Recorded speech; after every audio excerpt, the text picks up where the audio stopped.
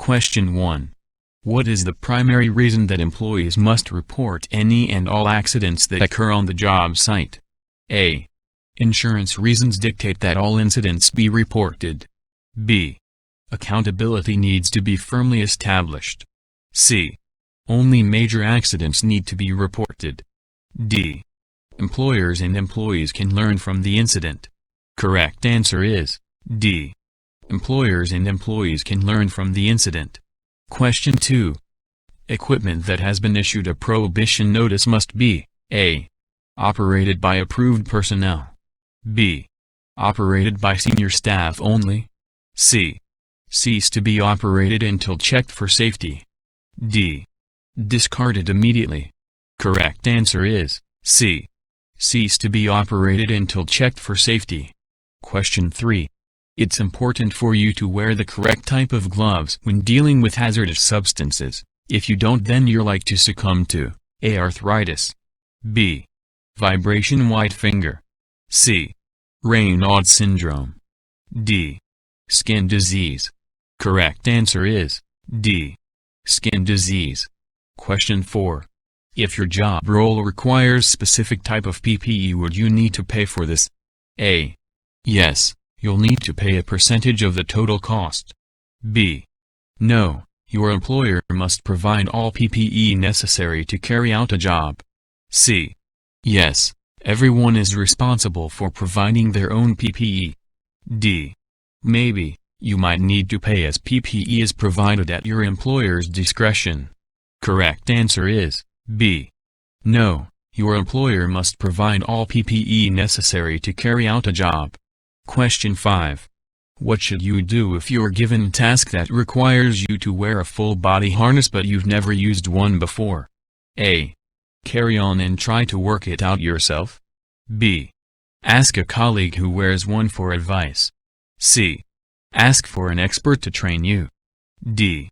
Ask for the instruction manual and figure it out yourself. Correct answer is C. Ask for an expert to train you. Question 6. Which of these best describes a toolbox talk? A. It's a detailed guide on how to store your tools safely. B. It's a short discussion on a specific health and safety topic. C. It's a guide that outlines the tools approved for use on site. D. It's a guide that explains the benefits of choosing the right tools for a job.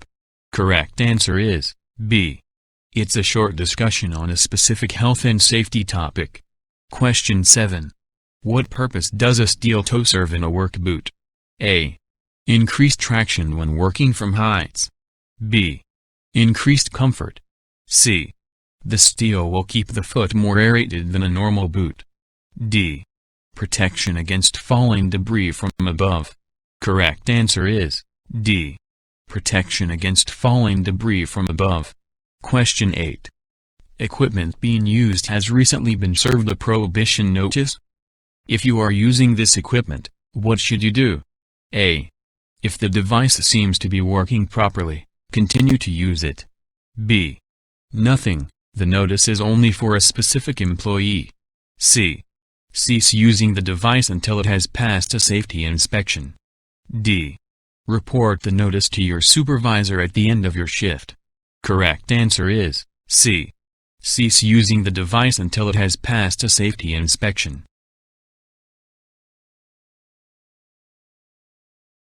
Question 1. A permit to work allows A. Untrained people to work without supervision. B. Health and safety executive inspectors to visit the site. C.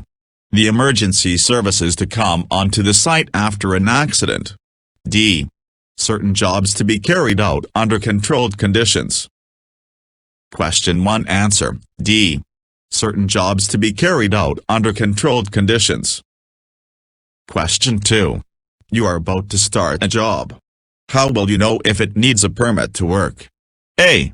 You do not need to know, permits to work only affect managers. B. The health and safety executive will tell you. C. You will be given a permit to work at the site induction. D. You will not be allowed to start work until the permit to work has been issued. Question 2 Answer, D. You will not be allowed to start work until the permit to work has been issued. Question 3. Which type of accident kills most construction workers? A. Contact with electricity. B. Being run over by site transport. C. Falling from a height. D. Being hit by a falling object. Question 3. Answer: C. Falling from a height. Question 4. You can help prevent accidents by A. Becoming a first aider. B. Reporting unsafe working conditions. C. Knowing how to get help quickly. D. Know where the first aid is kept. Question 4. Answer: B. Reporting unsafe working conditions. Question 5. Which of these could be confused with the early signs of Weil's disease? A. Diabetes. B. Influenza. C. Dermatitis. D. Hay fever. Question 5. Answer: B. Influenza. Question 6. You find pigeon droppings and a nest in the area where you are about to start work. What should you do? A. Let them fly away before carrying on with your work. B. Seek advice from someone and stop working. C. Try to catch the pigeons. D. Carry on with your work carefully. Question 6. Answer: B. Seek advice from someone and stop working. Question 7. There are many kinds of dust at work. Breathing them for a long time can cause A. Glue ear. B. Skin cancer. C. Occupational asthma. D. Occupational dermatitis. Question 7. Answer: C. Occupational asthma. Question 8. You need to move a load that is heavier on one side than the other. How should you pick this up? A. With the heavy side on your strong arm. B. With the heavy side towards you. C. With the heavy side away from you. D. With the heavy side on your weak arm. Question 8. Answer: B. With the heavy side towards you. Question 9. You need to move a load that might be too heavy for you. What should you do? A. Get someone to help you. B. Use an aid, such as a trolley or wheelbarrow. C. Divide the load into smaller loads if possible. D. All of the above. Question 9. Answer: D. All of the above. Question 10. You have been shown how you should be lifting a heavy load. After some thought you think you have a better way. How should you proceed? A. Forget your idea and do it the way you have been told. B. Ask your workmates to decide which way you should do it. C. Ignore what you have been told and do it your way. D. Discuss your idea with your supervisor. Question 10. Answer: D. Discuss your idea with your supervisor. Question 11. When you climb a ladder, you must A. Have 2 points of contact with the ladder at all times. B. Have 2 people on the ladder at all times. C. Have 3 points of contact with the ladder at all times. D. Use a safety harness. Question 11. Answer: C. Have 3 points of contact with the ladder at all times. Question 12. Tools and materials can easily fall from a scaffold platform. What is the best way to protect the people below? A. Tell them you will be working above. B. Make sure they are wearing safety helmets. C. Tell the people below to stop work and clear the area. D. Use brick guards to stop any items falling below. Question 12. Answer: D. Use brick guards to stop any items falling below. Question 13. You have been given disposable earplugs to use, but they keep falling out. What should you do? A.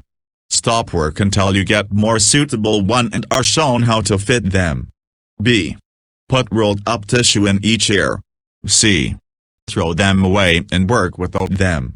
D. Put 2 earplugs in each ear so they stay in place. Question 13. Answer: A. Stop work until you get more suitable one and are shown how to fit them. Question 14. You need to wear a full body harness. You have never used one before. What should you do? A. Try to work it out for yourself. B. Read the instruction book. C. Ask someone already wearing a harness to show you what to do. D.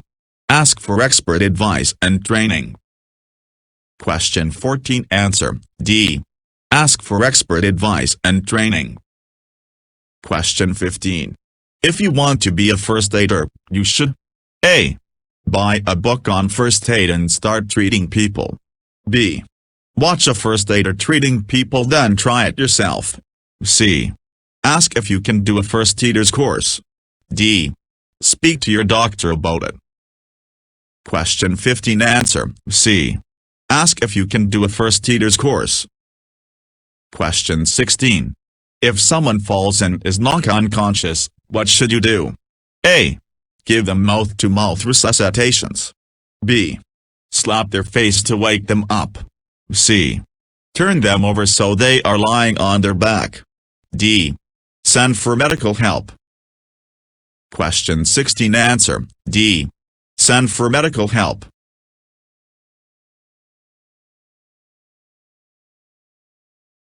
Question 1. Which of the following would DH40 relate to? A. The safest way to put out a fire. B. Safest way to store tools. C. Workplace exposure limits. D. The correct way to report an accident. Question 1. Answer: C. Workplace exposure limits. Question 2. Which of the following are the best fire extinguishers to use on electrical fires? Select 2 answers. A. Water. B. Foam. C. Wet chemical. D. CO2. E. Dry powder. Question 2. Answer: D. CO2. E. Dry powder. Question 3. You have seen a close call accident and the coworker that was involved is worried about getting told off. You should: A. Talk to him and make sure they are more careful. B. No matter what, you will have to report it. C. They seemed okay, so forget about it. D. Take them to your supervisor. Question 3. Answer: B. No matter what, you will have to report it. Question 4. With heavy loads, you should: A. Drag it across the floor. B. Move in lighter, safer loads. C. Carry it on your shoulders. D. Be left until someone can help. Question 4. Answer: B. Move in lighter, safer loads. Question 5. Why is the risk assessment so important? A. It will tell you the person in charge of the health and safety on the site. B. It will be used to delegate jobs to the workers. C. It will tell you where the tools are stored. D. It will tell you the safe way of doing a task. Question 5. Answer: D. It will tell you the safe way of doing a task. Question 6. Which of these would be involved in a Class B fire? Please select 2 answers. A. Cooking oil. B. Propane. C. Kerosene. D. Gasoline. Question 6. Answer: C. Kerosene. D. Gasoline. Question 7. What is leptospirosis caused by? A. Ants. B. Rats and/or livestock urinating in water or soil. C. Mosquitoes. D. Dead fish in water. Question 7. Answer: B. Rats and/or livestock urinating in water or soil. Question 8. What color are exit signs? A. Green. B. Blue. C. Red. D. Yellow. Question 8. Answer: A. Green. Question 9.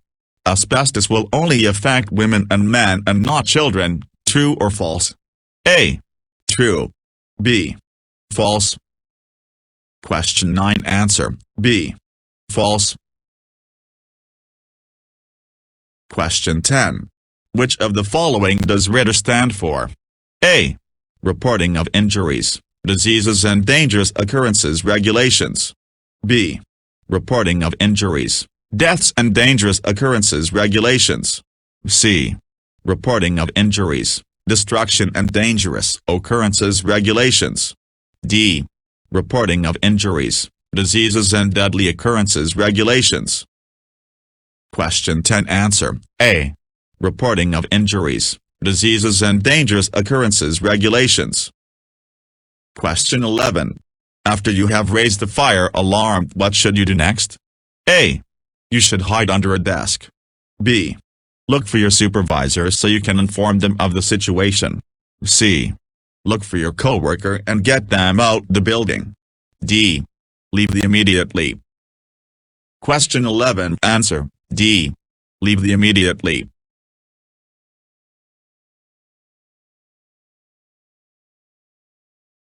Question 1. Using eye protection is vital for on-site safety. When should you wear eye protection? A. Only when you're working with power tools. B. Only when you're working with hazardous chemicals. C. When the task has a potential for eye injury and if the site rules demand it. D. Only when your eyes come into direct sunlight. Question 1. Answer C. When the task has a potential for eye injury and if the site rules demand it. Question 2. Protective midsoles in your safety footwear are designed to A. Prevent you from twisting your ankle. B. Prevent chemical burns if you step on hazardous chemicals. C. Ensure your footwear remains comfortable throughout the day. D. Protect your feet from nails and other sharp objects. Question 2. Answer D. Protect your feet from nails and other sharp objects. Question 3. What should you do if you're given a task that requires you to wear a full-body harness but you've never used one before? A. Carry on and try to work it out yourself. B. Ask a colleague who wears one for advice. C. Ask for an expert to train you. D. Ask for the instruction manual and figure it out yourself. Question 3. Answer C. Ask for an expert to train you. Question 4. Wearing a safety helmet in hot weather can be uncomfortable. Which of these is true about wearing a safety helmet in hot weather? A. You can drill small holes in your helmet to increase airflow and keep you cool. B. You can take it off for short periods of time while you're working. C. You must keep it on at all times and ensure you're wearing it correctly. D. You can wear it sideways if it's more comfortable this way. Question 4. Answer C. You must keep it on at all times and ensure you're wearing it correctly. Question 5. What should you do if you accidentally drop your safety helmet and crack it? A. Get another one immediately. B. Wait until you break and get another one. C. Carry on working if it's only a small crack. D. Wait until the end of your shift and get another one for the next day. Question 5. Answer A. Get another one immediately. Question 6. If your job role requires specific type of PPE, will you need to pay for this? A. Yes, you'll need to pay a percentage of the total cost. B. No, your employer must provide all PPE necessary to carry out a job. C. Yes, everyone is responsible for providing their own PPE. D. Maybe, you might need to pay as PPE is provided at your employer's discretion. Question 6. Answer B. No, your employer must provide all PPE necessary to carry out a job. Question 7. What should you do if your safety footwear gets damaged while working? A. Try to fix it and carry on working. B. Throw it away and use your trainers. C. Keep using it until your next break and then replace it. D. Get a replacement immediately. Question 7. Answer D. Get a replacement immediately. Question 8. All of these statements are true about PPE except A. PPE must be worn in accordance with the instructions. B. You are responsible for providing your own PPE if the ones you're given is lost. C. Any damage to your PPE must be reported to your supervisor. D. You must ensure your PPE is stored correctly when you're not using it. Question 8. Answer B. You are responsible for providing your own PPE if the ones you're given is lost. Question 9. What should you do if the disposable earplugs you're given keeps falling out of your ears? A. Throw them away, continue working and get another pair at your next break. B. Take them out and continue working. C. Stop working until you get a pair that fits correctly. D. Secure it with some rolled-up paper. Question 9. Answer C. Stop working until you get a pair that fits correctly. Question 10. It's important for you to wear the correct type of gloves when dealing with hazardous substances. If you don't, then you're likely to succumb to A. Arthritis. B. Vibration white finger. C. Raynaud syndrome. D. Skin disease. Question 10. Answer D. Skin disease.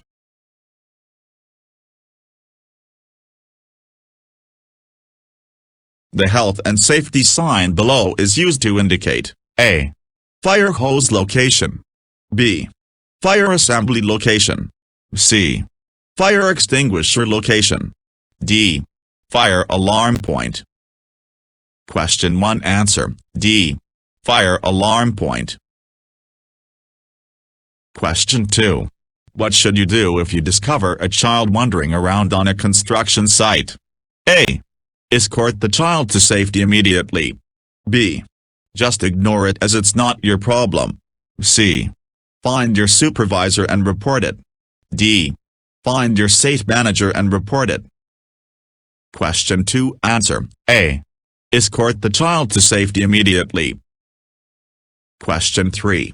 What does the health and safety sign below mean? A. Dangerous to the environment. B. Hot liquid. C.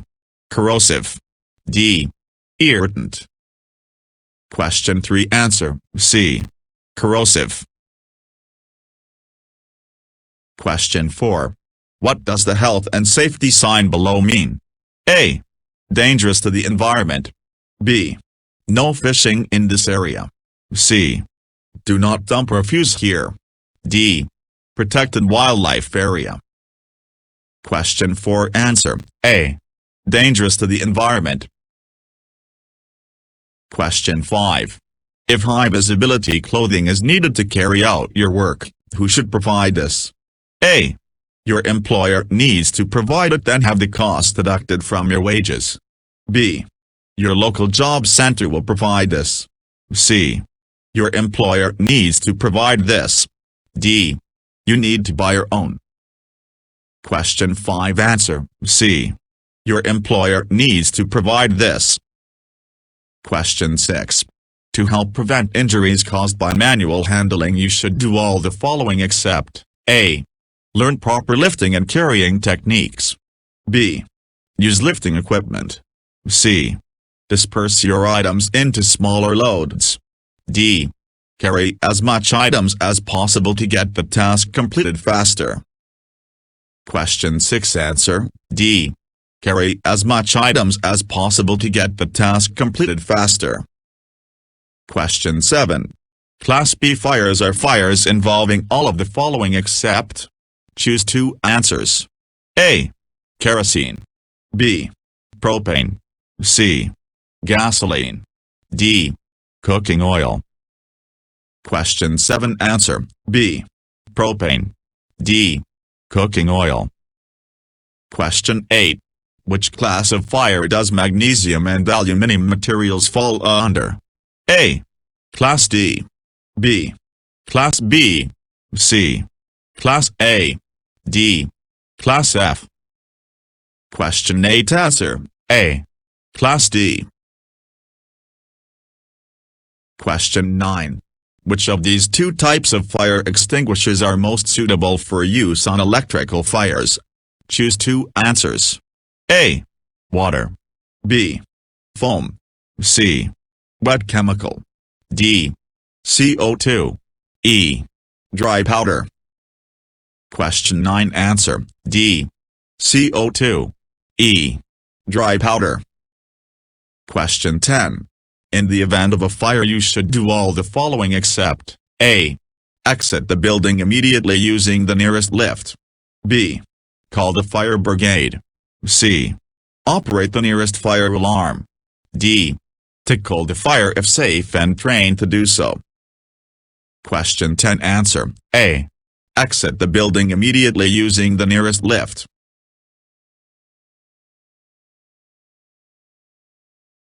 What should you do if you need to store materials on a flat roof but you cannot fit edge protection? Choose three answers. A. You must ensure that the materials are stored in such a way that they cannot fall. B. You must ensure that you install a cantilever safety net below the roof edge. C.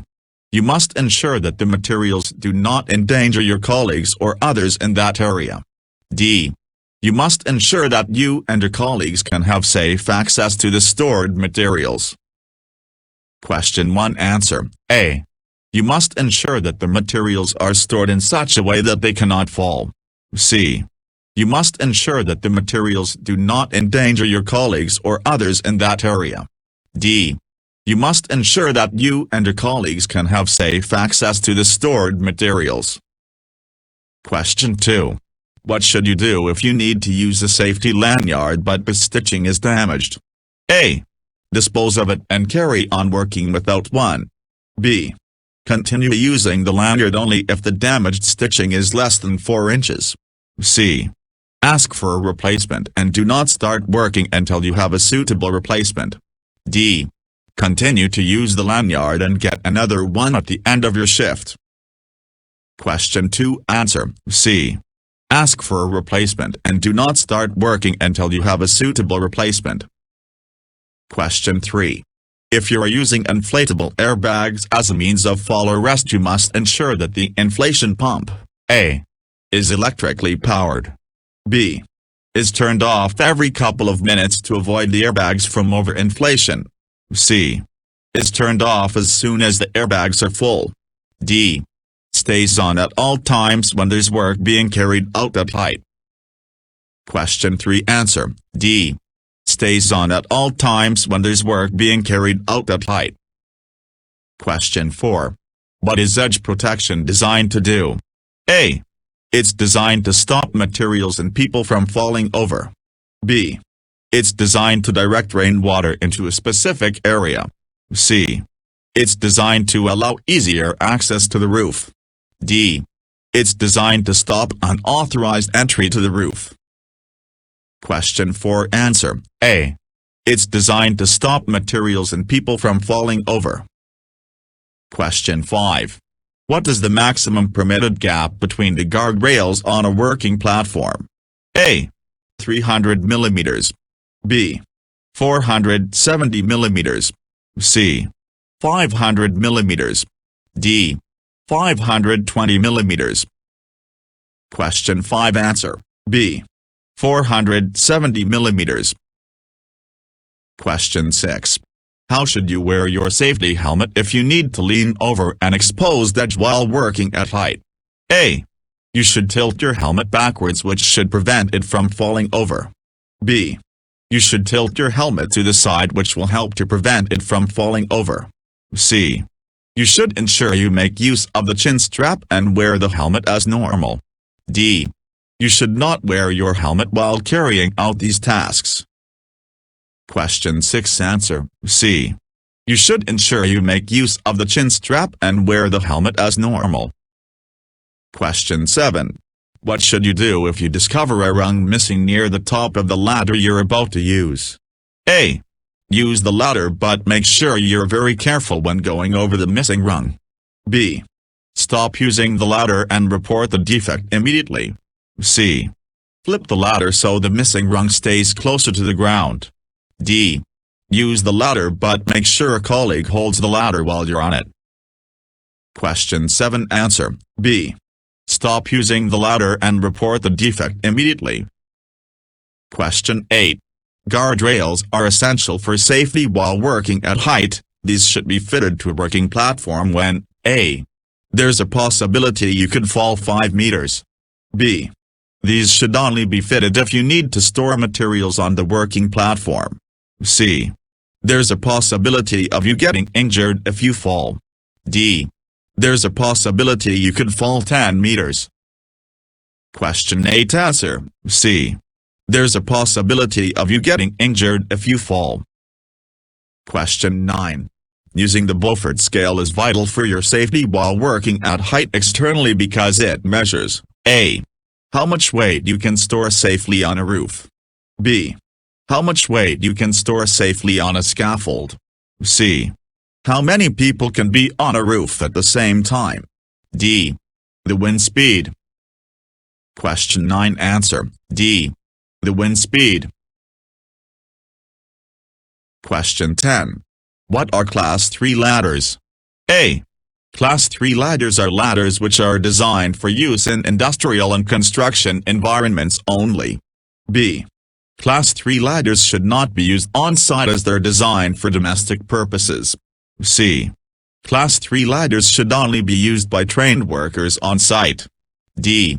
Class 3 ladders are the recommended choice for working near overhead cables. Question 10. Answer B. Class 3 ladders should not be used on-site as they're designed for domestic purposes. Question 11. Who should direct and dismantle a scaffold tower? A. Anyone who has worked on a scaffold tower before can do this. B. Only trained, competent and authorized people should carry out these tasks. C. Anyone with the instruction book in their possession can carry out these tasks. D. Anyone who has witnessed these tasks being carried out can perform them as well. Question 11. Answer B. Only trained, competent and authorized people should carry out these tasks. Question 1. All unsafe working practices should be reported immediately. Whose responsibility is it to report unsafe working practices? A. Your supervisor only. B. Only the site manager can do this. C. Only a health and safety rep can do this. D. It's everyone's responsibility to report unsafe working practices. Question 1. Answer D. It's everyone's responsibility to report unsafe working practices. Question 2. What should you do if you're unsure about a particular topic discussed during a site induction? A. Ask a colleague to clarify. B. Meet with the presenter at the end of the day to discuss it. C. Ask the presenter to explain further. D. Ask your health and safety rep to explain at your next break. Question 2. Answer C. Ask the presenter to explain further. Question 3. Prohibition notices are given to equipment that A. Only supervisors can use. B. Only managers can use. C. Only skilled workers can use. D. Should not be used until it's made safe. Question 3. Answer D. Should not be used until it's made safe. Question 4. While carrying out the task you realize that another contractor's work is putting your safety at risk. What should you do? A. Approach the contractor and have a chat about the situation. B. Speak to your supervisor concerning the matter. C. Speak to the contractor's supervisors concerning the matter. D. Carry on working but keep a close eye on what's going on around you. Question 4. Answer B. Speak to your supervisor concerning the matter. Question 5. As an employee, it's your responsibility to do all the following except choose 2 answers. A. Raise concerns about safety issues. B. Write your own risk assessments. C. Report unsafe working practices. D. Provide your own PPE. Question 5 answer, B. Write your own risk assessments. D. Provide your own PPE. Question 6. In the event of an accident, a first aider can do all the following except A. Perform CPR. B. Bandage your cuts or wounds. C. Move you while you're unconscious. D. Prescribe and give you medicines to help you recover. Question 6 answer, D. Prescribe and give you medicines to help you recover. Question 7. Which of these does not belong in the fire triangle? A. Fuel. B. Oxygen. C. Source of ignition. D. CO2. Question 7 answer, D. CO2. Question 8. When using fire extinguishers, the term pass stands for underscore. A.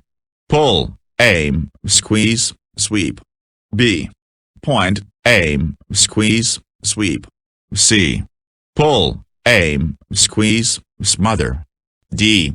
Point, aim, squeeze, smother. Question 8 answer, A. Pull, aim, squeeze, sweep. Question 9. What should you do if you have no hearing protection and someone is using very noisy equipment near you? A. Work quickly, then move away from that area. B. Leave the area immediately and get the right hearing protection for your situation. C. Ask the person to wait until you leave to use it. D. Carry on working and just try to ignore the noise. Question 9 answer, B. Leave the area immediately and get the right hearing protection for your situation.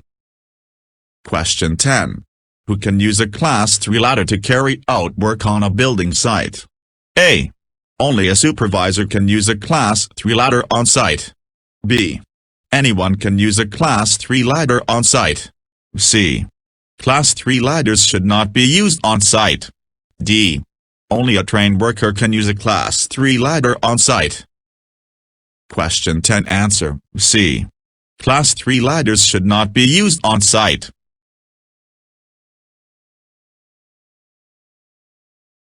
Question 1. How many employees does a company need before risk assessments are recorded? A. Between 5-10. B. Between 10-20. C. 5 or more. D. Just one is needed. Question 1 answer, C. 5 or more. Question 2. Which of these best describes a hazard? A. Something that is potentially harmful. B. Tools lying around on the floor. C. Cables lying around on the floor. D. Unlabeled chemicals. Question 2 answer, A. Something that is potentially harmful. Question 3. What is the cause of most accidents? A. Poisoning. B.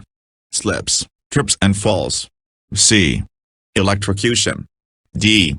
Suffocation. Question 3 answer, B. Slips, trips and falls. Question 4. In which year was the Health and Safety at Work Act enacted? A. 1947. B. 1974. C. 1957. D. 1975. Question 4 answer, B. 1974. Question 5. Where would you go if your fire alarm was activated? A. Your manager's office. B. The fire assembly point. C. Go to your car and wait. D. Exit the building and go home. Question 5 answer, B. The fire assembly point. Question 6. What chemical fire extinguishers are identified by which color? A. Red. B. Black. C. Cream. D. Yellow. Question 6 answer, D. Yellow. Question 7.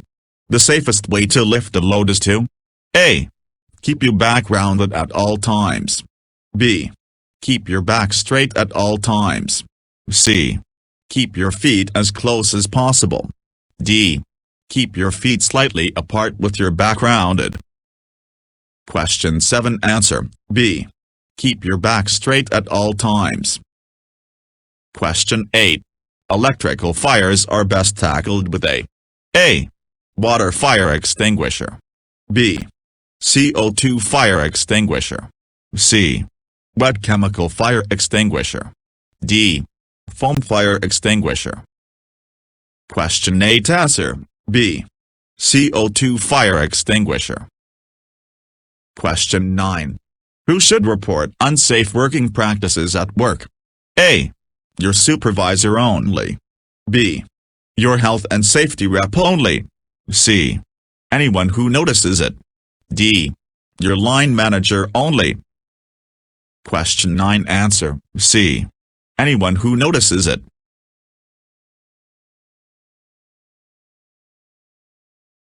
Question 1. All of the following statements are true about using podium steps except A. You must ensure the wheels are locked before getting on. B. Podiums are 100% safe and cannot topple over. C. Like all other equipment, podiums must be inspected regularly. D. Podiums can topple over, so you must take care when reaching sideways. Question 1. Answer B.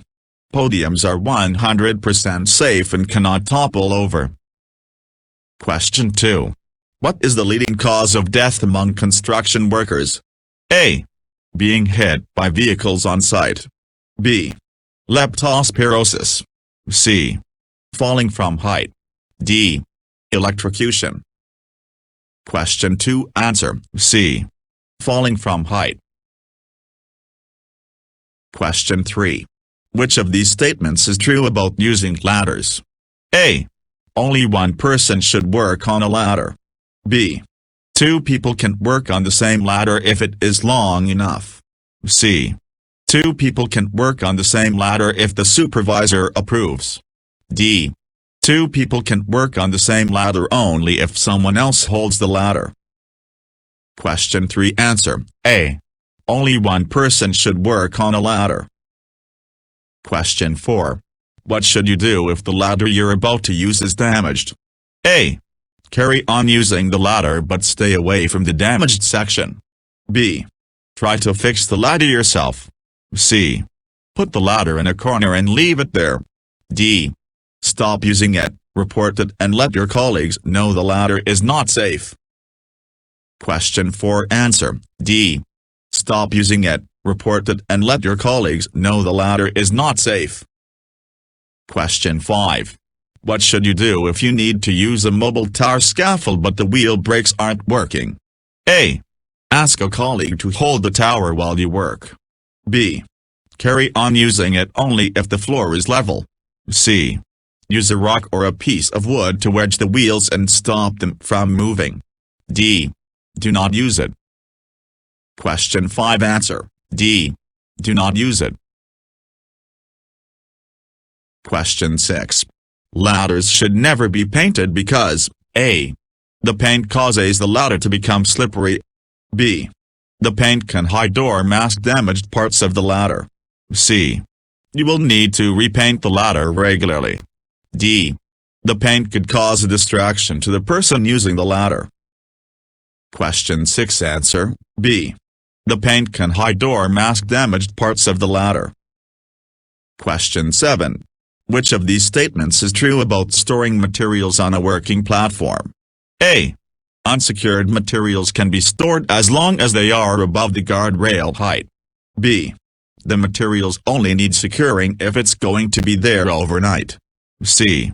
The materials don't need to be secured if they're going to be there less than 6 hours. D.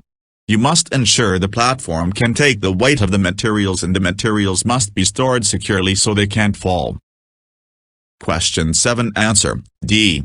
You must ensure the platform can take the weight of the materials and the materials must be stored securely so they can't fall. Question 8. The best way to ensure a ladder is secured and won't slip is to A.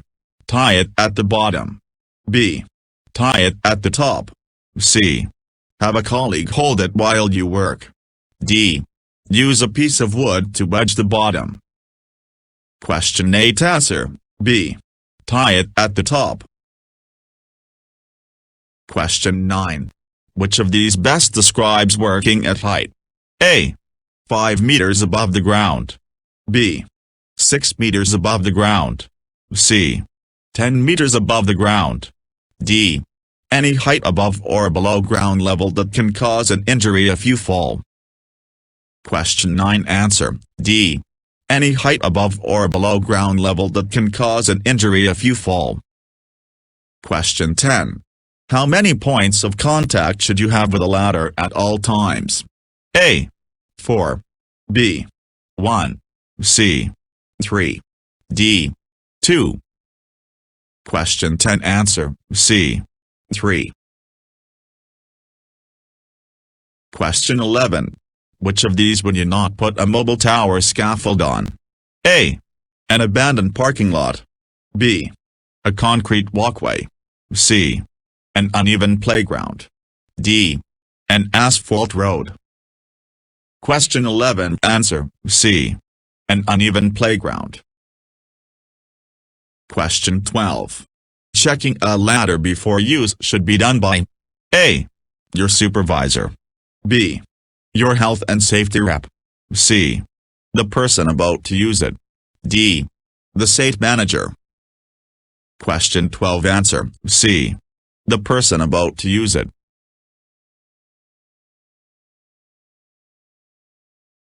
Question 1. Over time, excess noise can damage your ability to hear. Can such a condition be reversed? A. Yes, but you will be forced to change your current job. B. With time, the condition may repair itself. C. The damage is permanent and cannot be reversed. D. You will need surgery to repair your hearing loss. Question 1 answer, C. The damage is permanent and cannot be reversed. Question 2. You have just finished working with a particularly noisy piece of equipment and you have a ringing in your ears. What does this symptom imply? A. Your body has been exposed to excess vibration. B. You may be coming down with the flu or respiratory infection. C. The level of noise was high, but it was still safe. D. You've temporarily damaged your hearing. Question 2 answer, D. You've temporarily damaged your hearing. Question 3. Over time, excess noise can damage your hearing. Which of these is an early sign of this? A. Infections of the inner ear. B. There are no early signs. C. A rash may appear around the outside of your ear. D. A ringing sound or even a temporary hearing loss may occur. Question 3 answer, D. A ringing sound or even a temporary hearing loss may occur. Question 4. Give 2 separate answers as to how excess noise can affect your health. A. Loss of hearing. B. Constant ear infections. C. An excess buildup of wax in your ears. D. Persistent headaches. E. A condition known as vibration white finger. Question 4 answers, A. Loss of hearing. D. Persistent headaches. Question 5. You believe that excess noise at the job site has damaged your hearing. What do you need to do? A. Take a few sick days and rest. B. Have your doctor or employer arrange a hearing test for you. C. Place cotton wads in your ears to prevent any future damage. D. There is nothing that you can do. The damage is permanent and cannot be undone. Question 5 answer, B. Have your doctor or employer arrange a hearing test for you. Question 6. You find yourself on the job site next to a coworker who is using a loud piece of machinery. You are wearing no hearing protection. What do you need to do? A. Immediately stop and speak with the supervisor of your coworker. B. Continue working, as the job site will always be noisy. C. Tell the worker to stop what they are doing. D. Leave the area until you have secured the correct personal protective equipment, PPE. Question 6. Answer, D. Leave the area until you have secured the correct personal protective equipment, PPE. Question 7. It is a general rule that noise levels may be excessive if you must shout to speak to someone. How far away? A. 6 meters. B. 4 meters. C. 5 meters. D. 2 meters. Question 7. Answer, D. 2 meters. Question 8. Your job requires you to wear rear defenders while on site. However, one of the pads is missing. What should you do? A. Use a piece of cloth and wrap it around the shell while continuing to work. B. Wear them as they are and continue working. C. Do not wear them. Work without hearing protection. D. Wait until the pad is replaced before entering into a noisy area. Question 8. Answer, D. Wait until the pad is replaced before entering into a noisy area. Question 9. When working in a hearing protection zone, you must A. Use hearing protection when the noises are too loud to stand. B. Be careful not to make excess noise. C. Wear the appropriate hearing protection at all times. D. Have adequate hearing protection in case you need it.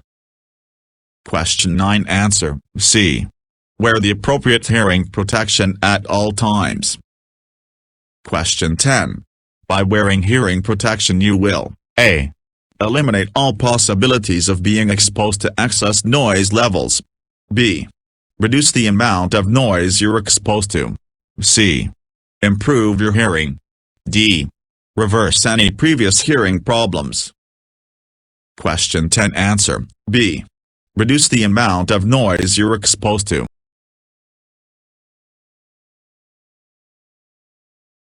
Question 1. When does your employer need to provide a first aid box? A. When the total number of employees exceeds 10. B. When the total number of employees exceeds 35. C. Every site should be equipped with a first aid box regardless of the number of employees. D. First aid boxes are provided at the company's discretion and are not compulsory. Question 1. Answer, C. Every site should be equipped with a first aid box regardless of the number of employees. Question 2. Protective midsoles on your footwear are used to A. Increase comfort throughout the day. B. Support your ankles and prevent them from twisting. C. Protect your feet from falling objects. D. Protect your feet if you step on nails and other sharp objects. Question 2. Answer, D. Protect your feet if you step on nails and other sharp objects. Question 3. Why are site inductions important? A. The worksite health and safety rules are discussed during the site induction. B. It gives you the opportunity to formally meet your colleagues. C. It allows you to have a look around at the work site. D. It gives you the opportunity to meet the site manager and supervisors. Question 3. Answer, A. The worksite health and safety rules are discussed during the site induction. Question 4. Class 3 ladders are suitable for A. Heavy-duty and industrial purposes. B. Domestic use. C. Both industrial and domestic purposes. D. Building site purposes. Question 4. Answer, B. Domestic use. Question 5. When working in a hearing protection zone you must A. Be as quiet as possible. B. Not use any loud equipment or machinery. C. Ensure you wear hearing protection. D. Work as fast as possible and then leave in order to reduce the noise level. Question 5. Answer, C. Ensure you wear hearing protection. Question 6. What should you do if you notice a safety hazard that no one else seems to notice? A. Stay away from that area. B. Report it to your supervisor immediately. C. Keep on working and report it at the end of your shift. D.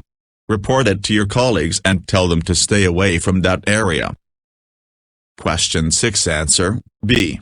Report it to your supervisor immediately. Question 7. Why is it important to sign in whenever you are on site? A. To ensure you're working your correct hours. B. To ensure you're accounted for in the event of an evacuation. C. The HSE needs records of your working hours. D. Signing in is optional and not compulsory. Question 7. Answer B. To ensure you're accounted for in the event of an evacuation. Question 8. Which of these fire extinguishers are most suitable for use on electrical fires? A. CO2 and dry powder. B. CO2 and water. C. CO2 and foam. D. Foam and dry powder. Question 8. Answer A. CO2 and dry powder.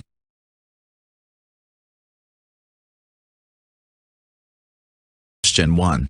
High levels of dust can be inhaled when performing tasks such as grinding, drilling, sanding and cutting. These levels are most dangerous when A. Working in a small room. B. Using the tool in large, indoor area. C. Working outdoor on a calm day. D. Using the tool outside when it is windy. Question 1. Answer A. Working in a small room. Question 2. You need to sweep up dust that was created during your shift. You should A. Place a protective mask over your nose and mouth. B.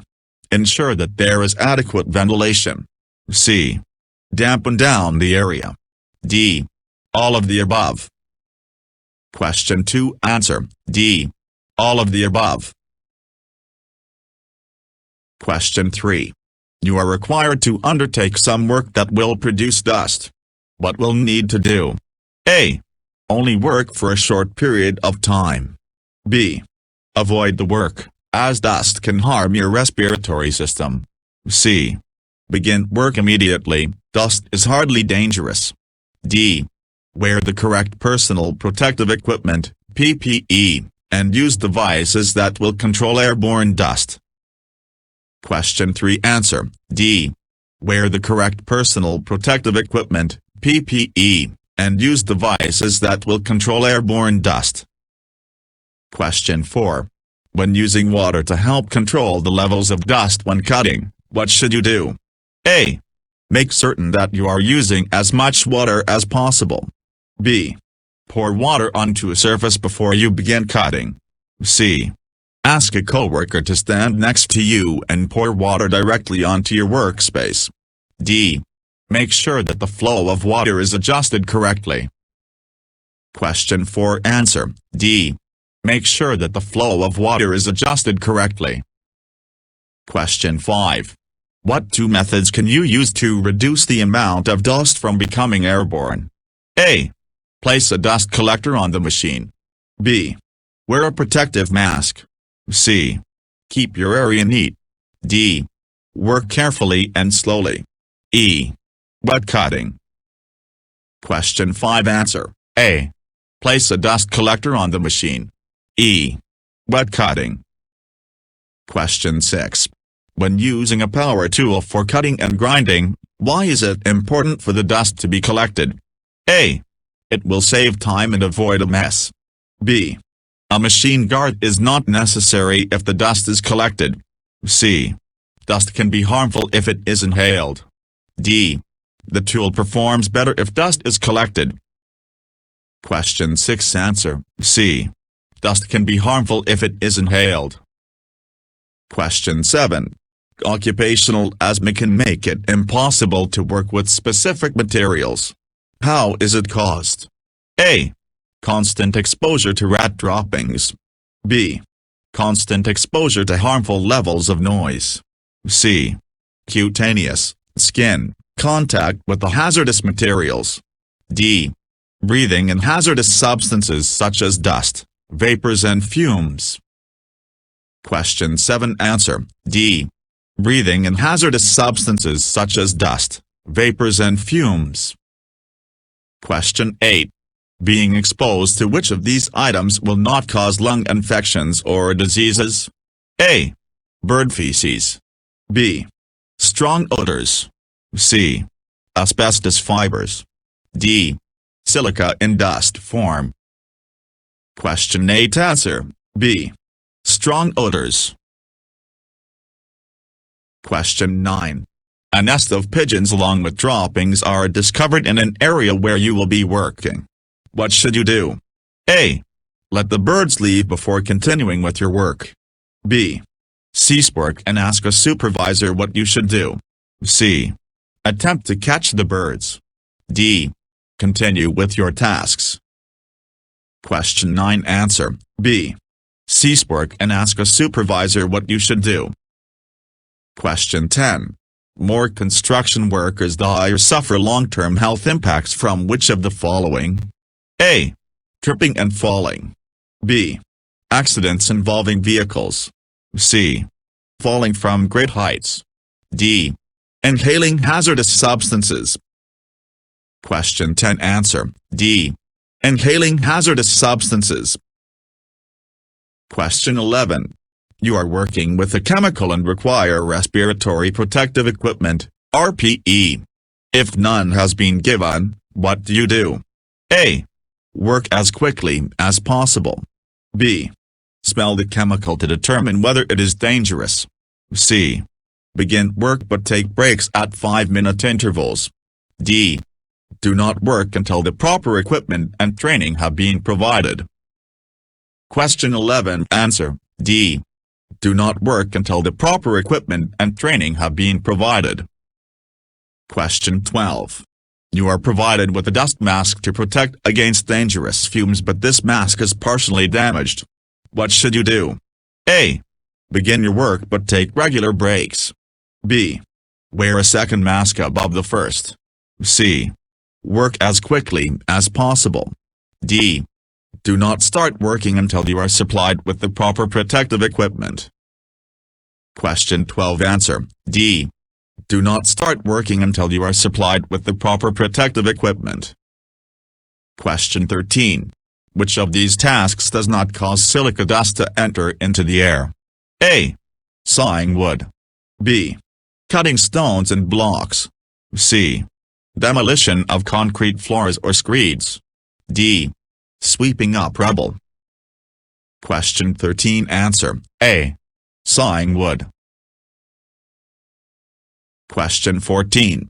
When you are drilling, grinding, sanding or dusting, how can you protect your lungs from long-term respiratory damage?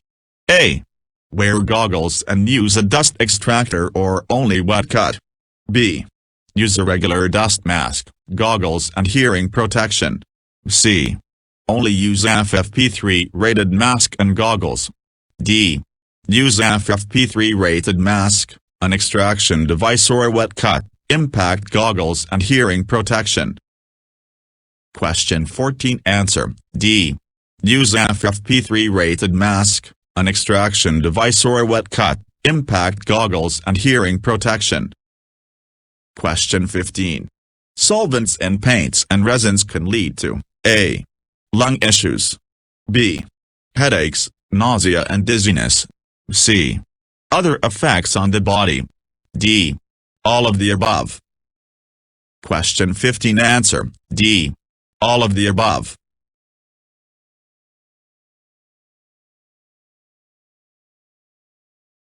Question 1. Why is it important for you to keep your working environment clean and tidy? A. To prevent rats and other animals that could spread diseases. B. To reduce the risk of slips, trips and falls. C. To reduce environmental side effects. D. All of the above. Question 1 Answer, D. All of the above. Question 2. If RPE is needed for a task but you can't find it, what would you do? A. Carry on with the task and ask your supervisor when he comes along. B. Carry on with the task and take breaks at regular intervals. C. Create a temporary mask with a towel or rag. D. Wait until you get the correct RPE before starting. Question 2. Answer. D. Wait until you get the correct RPE before starting. Question 3. Which of these is most likely if your body comes into contact with wet cement? A. Leptospirosis. B. Vibration white finger. C. Temporary hearing loss. D. Chemical burns and dermatitis. Question 3. Answer. D. Chemical burns and dermatitis. Question 4. At what angle should ladders be placed against the wall? A. 75 degrees. B. 40 degrees. C. 50 degrees. D. 65 degrees. Question 4. Answer. A. 75 degrees. Question 5. Which of these statements is not true about ladders? A. You should have at least 3 points of contact while on a ladder. B. A ladder should tied at the top to ensure it doesn't slip. C. A ladder should be painted to prevent wear and tear. D. You should inspect the ladder before using it. Question 5. Answer. C. A ladder should be painted to prevent wear and tear. Question 6. What does PAT mean? A. Professional Appliance Test. B.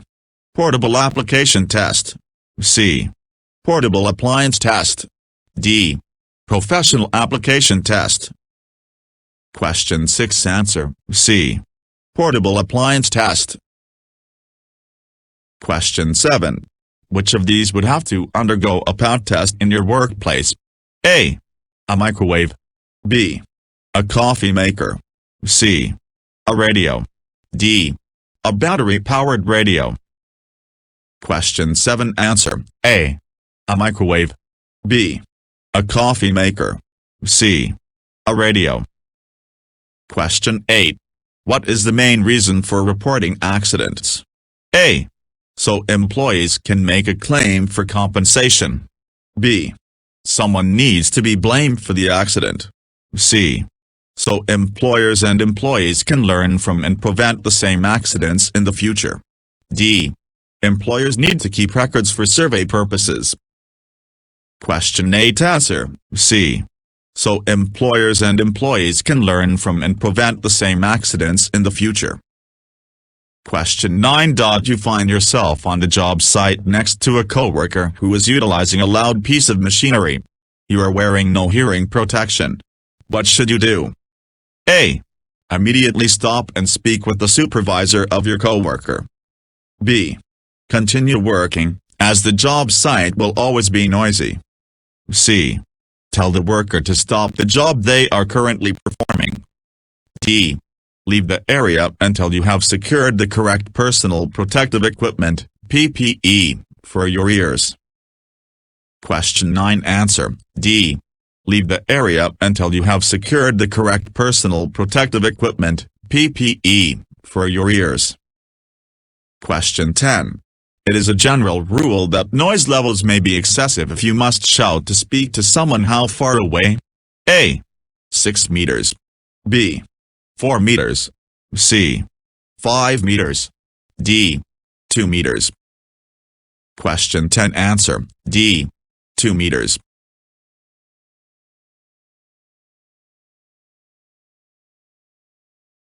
Question 1. What does EH4T relate to? A. Safe ways of putting out a fire. B. Safe way of storing tools. C. Workplace exposure limits. D. Correct ways of reporting an accident. Question 1. Answer. C. Workplace exposure limits. Question 2. What does RIDDER stand for? A. Reporting of Injuries, Diseases and Dangerous Occurrences Regulations. B. Reporting of Injuries, Deaths and Dangerous Occurrences Regulations. C. Reporting of Injuries, Destruction and Dangerous Occurrences Regulations. D. Reporting of Injuries, Diseases and Deadly Occurrences Regulations. Question 2. Answer. A. Reporting of injuries, diseases and dangerous occurrences regulations. Question 3. You witness a near miss and the worker involved is afraid of getting into trouble. What should you do? A. Have a chat with him and ask him to be careful next time. B. Report it. C. He seems okay, so all is fine. D. Take him to your supervisor immediately. Question 3. Answer. B. Report it. Question 4. Whenever possible, heavy loads should be A. Dragged along the floor. B. Split into lighter manageable loads. C. Carried on your shoulder. D. Left until a colleague can assist. Question 4. Answer. B. Split into lighter manageable loads. Question 5. A risk assessment is important because A. It tells you who is in charge of health and safety at your worksite. B. It is used to delegate tasks among workers. C. It tells you where tools should be stored. D. It tells you the safest way of performing a task. Question 5. Answer. D. It tells you the safest way of performing a task. Question 6. After raising a fire alarm, what's the next thing you should do? A. Hide under a desk. B. Find your supervisor and inform of the situation. C. Find your colleagues and take them out the building. D. Leave the building immediately. Question 6. Answer. D. Leave the building immediately. Question 7. Leptospirosis is a bacterial infection commonly caused by A. Rats and livestock urinating in water. B. Ants. C. Fish dying in water. D. Mosquitoes. Question 7. Answer. A. Rats and livestock urinating in water. Question 8. Exit signs are one of the most vital safety signs on any site. What color are they? A. Red. B. Yellow. C. Green. D. Blue. Question 8. Answer. C. Green. Question 9. Asbestos is a toxic substance that affects men and women only but not children. A. True. B. False. Question 9. Answer. B. False.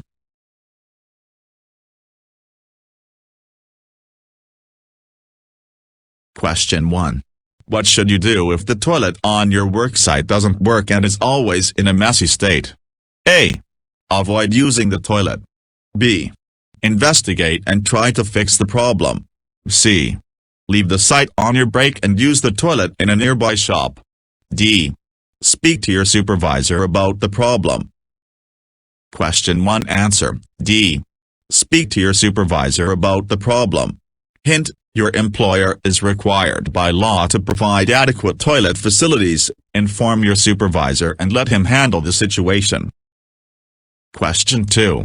What should you do when you're cleaning up dust after completing a task? A. Ensure you're wearing your protective mask. B. Ensure you dampen down the area. C. Ensure there's adequate ventilation. D. All of the above. Question 2. Answer. D. All of the above.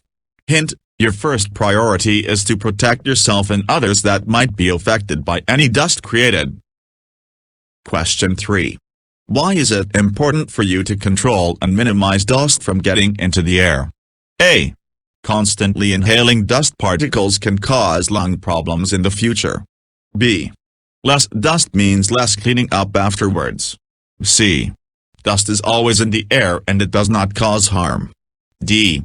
Dust in the air will affect your vision. Question 3. Answer. A. Constantly inhaling dust particles can cause lung problems in the future. Hint: inhaling dust can cause severe and even fatal lung problems. Question 4.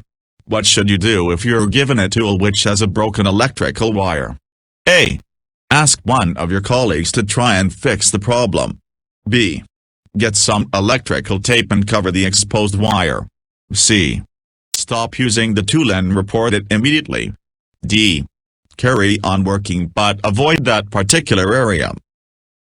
Question 4. Answer C. Stop using the tool and report it immediately. Hint: if a tool is unsafe for work, it should be reported immediately. Question 5. Disposable masks should be used no more than A. 7 working days. B. 9 working days. C. 1 day or 1 shift. D. 10 working days. Question 5. Answer C. 1 day or 1 shift. Hint: disposable masks are similar to disposable earplugs and should not be used more than 1 day or 1 shift. Question 6. For maximum protection when using a mask, you should A. Ensure you're using the correct type of mask for the job. B. Ensure you're wearing the mask correctly. C. Ensure you've passed a face fit test for that specific mask. D. All of the above. Question 6. Answer D. All of the above. Hint: to ensure you're protected, you'll need the right mask for the job. You'll need to wear it as recommended in the instructions, and you will need to make sure it fits correctly. Question 7. Before starting your shift, you're given a dust mask that's too big and keeps falling off. What should you do? A. Ask for a mask that fits securely and wait until you have the correct RPE before starting. B. Ask your colleague to borrow his mask, then carry on working. C. Carry on working and get another one after your shift ends. D. Carry on working with the big mask until you can get another one. Question 7. Answer A. Ask for a mask that fits securely and wait until you have the correct RPE before starting. Hint: you should never start working until you have the correct PPE/RPE for the job. Question 8. Being constantly exposed to loud noises can cause permanent ear damage. Can this be reversed? A. No, ear damage cannot be reversed. B. Yes, eventually your hearing will return to normal. C. Yes, you can have a simple operation to reverse this. D. Yes, staying away from noisy environments can slowly reverse this. Question 8. Answer A. No, ear damage cannot be reversed. Hint: permanent hearing loss cannot be reversed, so care must be taken by using correct PPE. Question 9. Hand-arm vibration syndrome or vibration white finger can be described as A. A severe rash on your arm that's caused by exposure to hazardous substances. B. A sign that your hands are on the way to becoming permanently injured. C. An airborne disease that can affect your breathing. D. Frostbite that can lead to permanent damage to your arms and fingers. Question 9. Answer B. A sign that your hands are on the way to becoming permanently injured. Hint: hand-arm vibration syndrome or HAVS is an early sign that your hands are on the way to becoming permanently injured. Question 10. If you're required to use skin barrier cream, when should this be applied? A. At the end of your shift. B. Before your shift starts. C. This should only be used if you can't find your gloves. D. This should only be used as part of first aid treatment. Question 10. Answer B. Before your shift starts. Hint: skin barrier cream should be applied before your shift starts.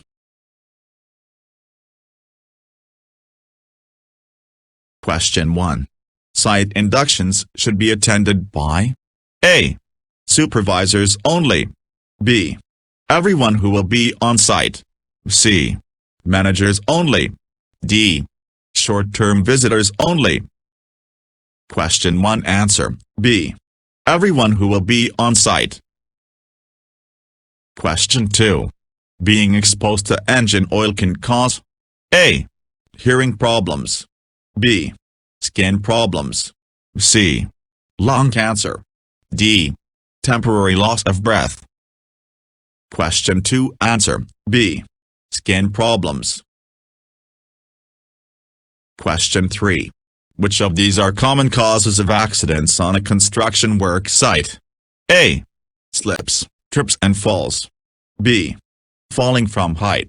C. Inhaling hazardous substances. D. All of the above. Question 3. Answer: D. All of the above. Question 4. For maximum safety, disposable masks should be discarded after A. 6 days. B. 2 weeks. C. 1 day or 1 shift. D. 3 days. Question 4. Answer: C. 1 day or 1 shift. Question 5. Besides hearing loss, what can excessive noise cause? A. Headaches. B. Temporary blindness. C. Skin disease. D. Heart disease. Question 5. Answer: A. Headaches. Question 6. What does this sign mean? A. Danger fragile roof. B. Caution tripping hazards on roof. C. No entry roof unsafe. D. Danger roof incomplete. Question 6. Answer: A. Danger fragile roof. Question 7. What does this sign mean? A. Eye protection recommended. B. Opaque eye protection must be worn. C. Eye protection not needed beyond this point. D. Eye protection must be worn. Question 7. Answer: D. Eye protection must be worn. Question 8. What does this sign mean? A. Hand washing area. B. Protective gloves must be worn. C. Protective gloves recommended. D. Use barrier cream. Question 8. Answer: B. Protective gloves must be worn.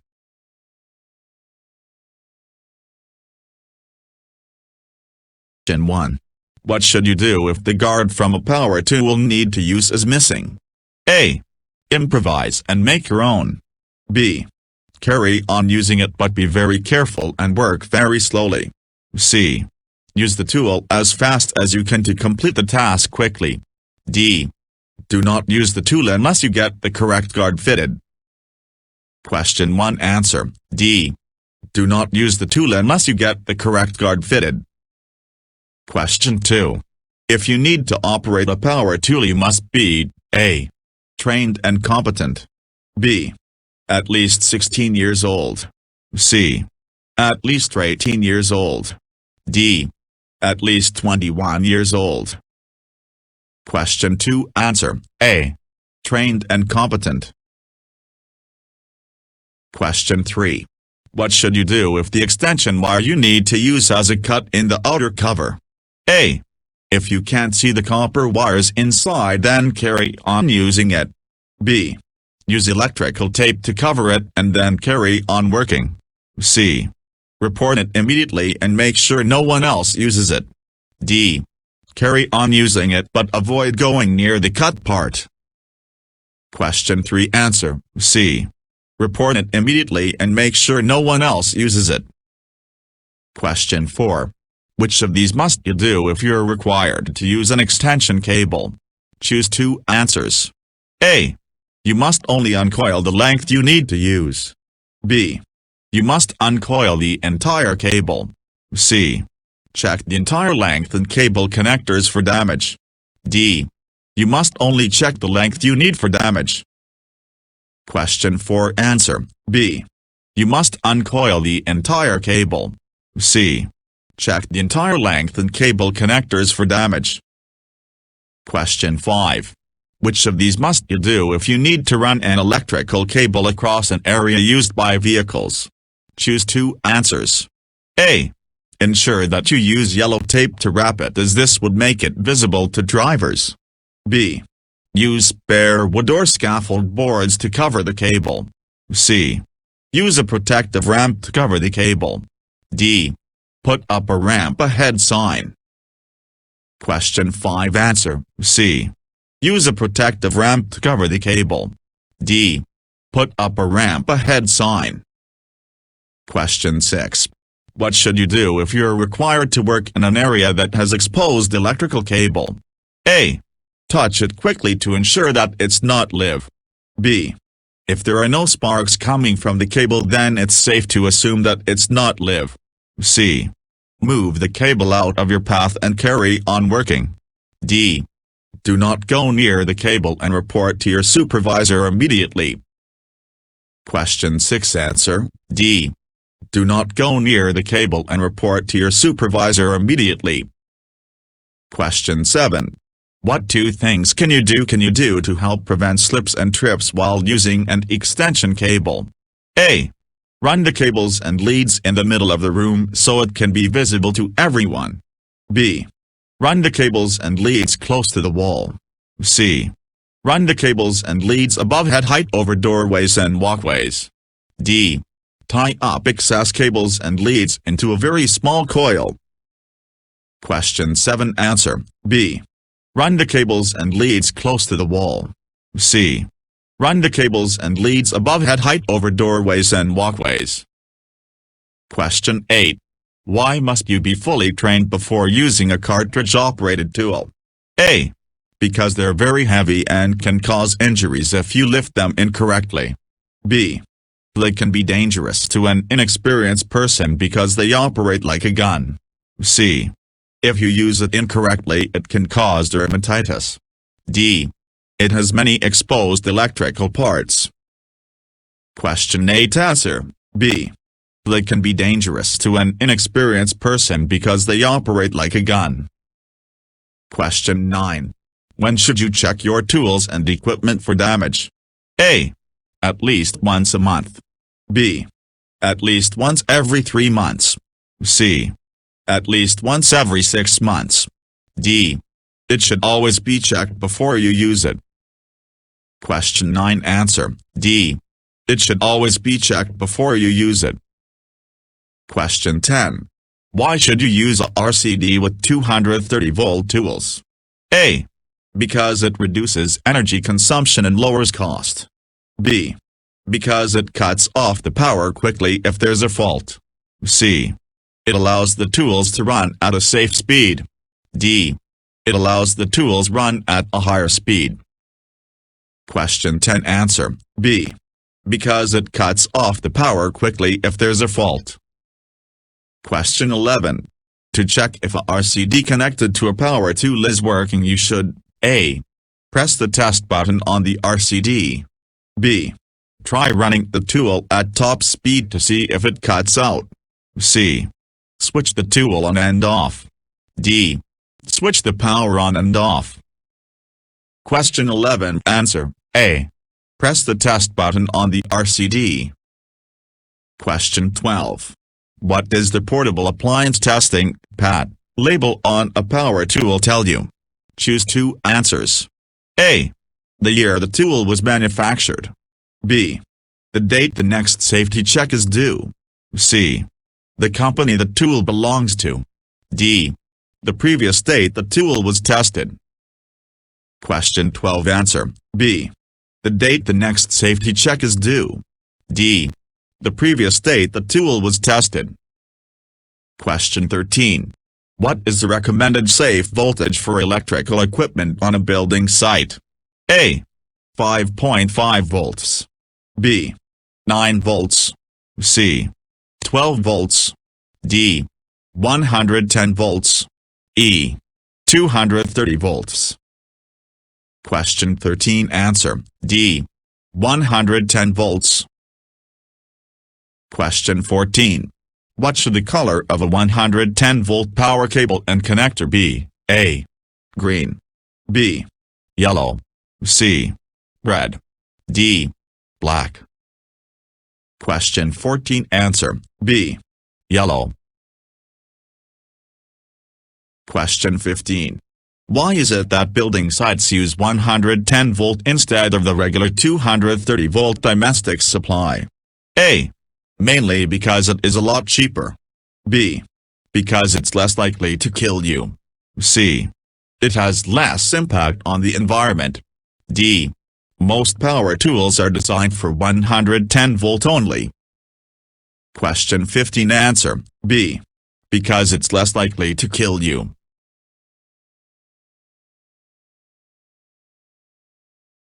Question 1. Which of the following statements about ladder use is true? A.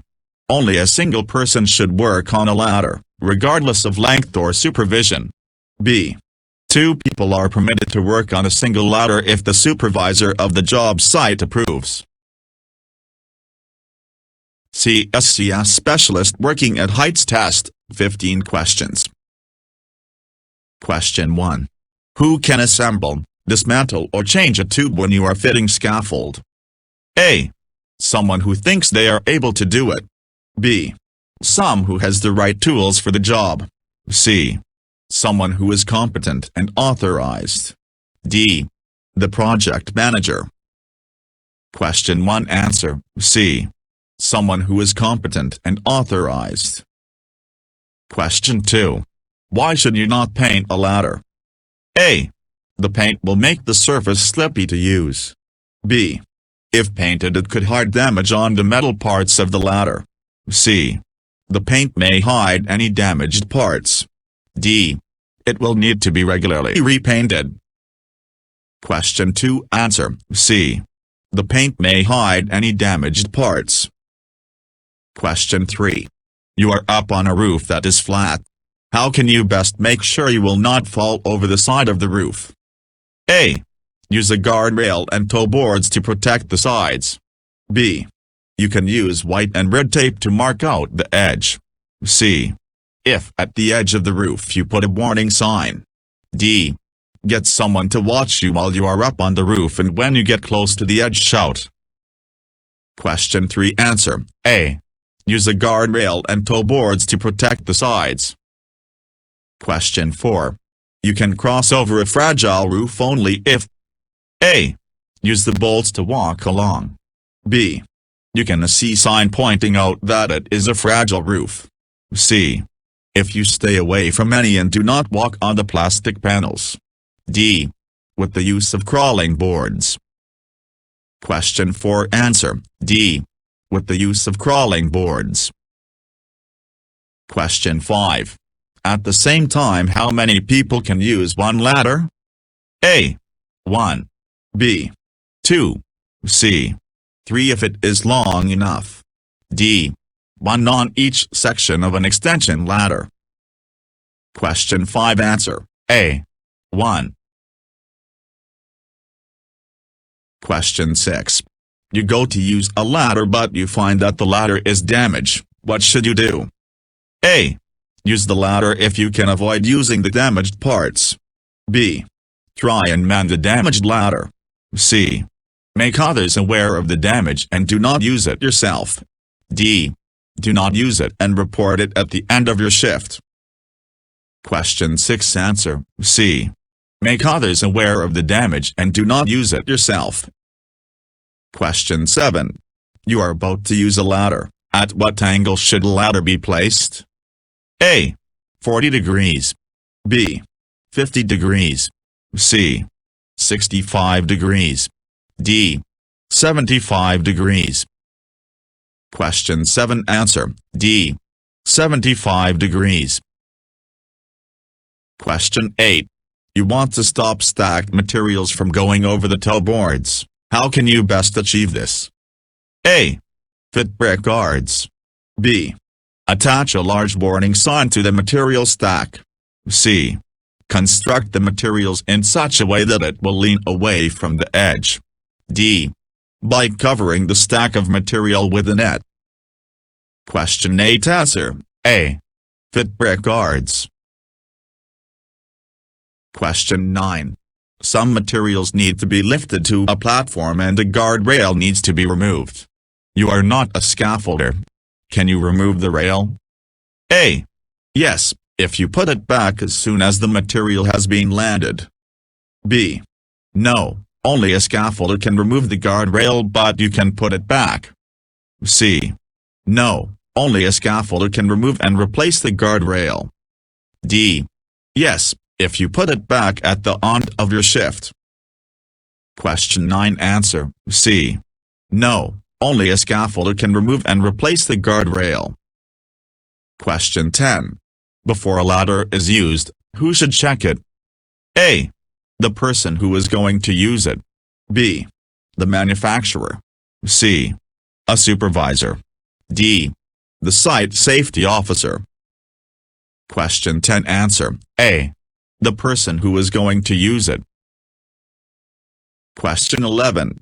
You want to make sure the ladder you are about to use will be secure and will not have the chance of slipping. How can you do this?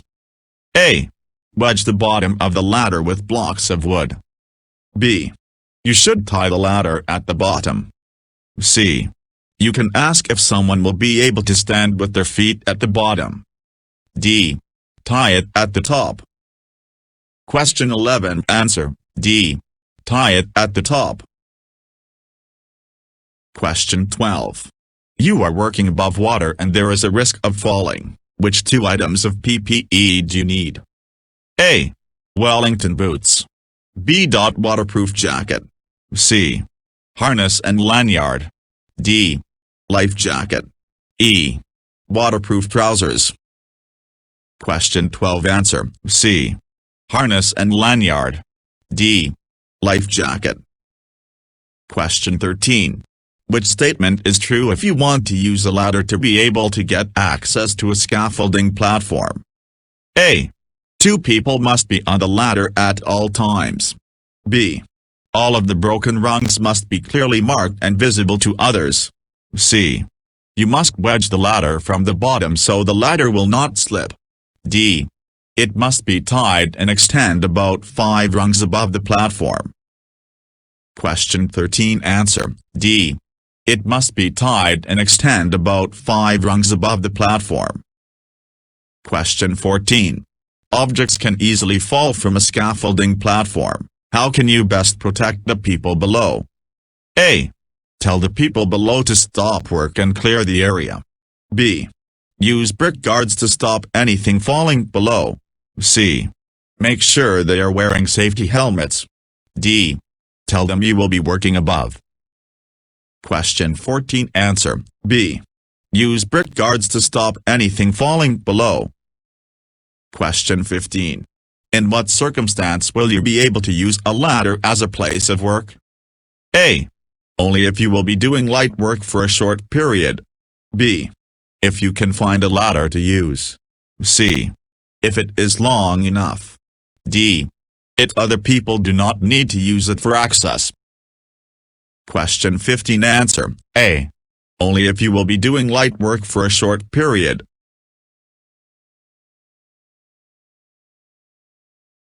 Question 1.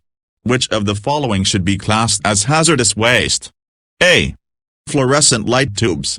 B. Broken ceramic tiles or bricks. C. Glass. D. Polythene and shrink wrap. Question 1. Answer: A.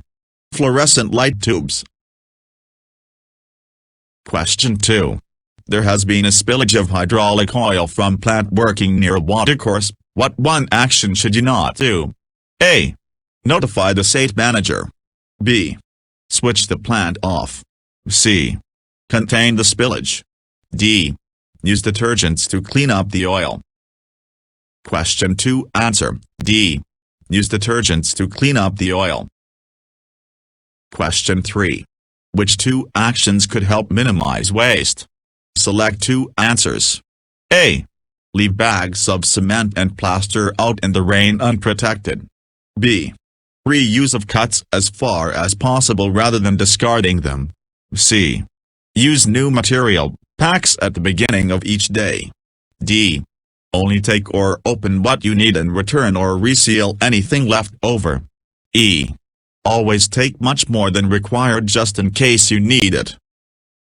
Question 3. Answer: B. Reuse of cuts as far as possible rather than discarding them.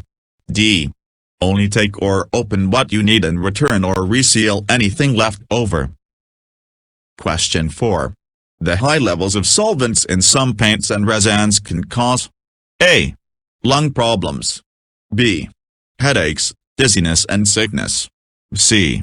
Effects on other parts of your body. D. All of the above.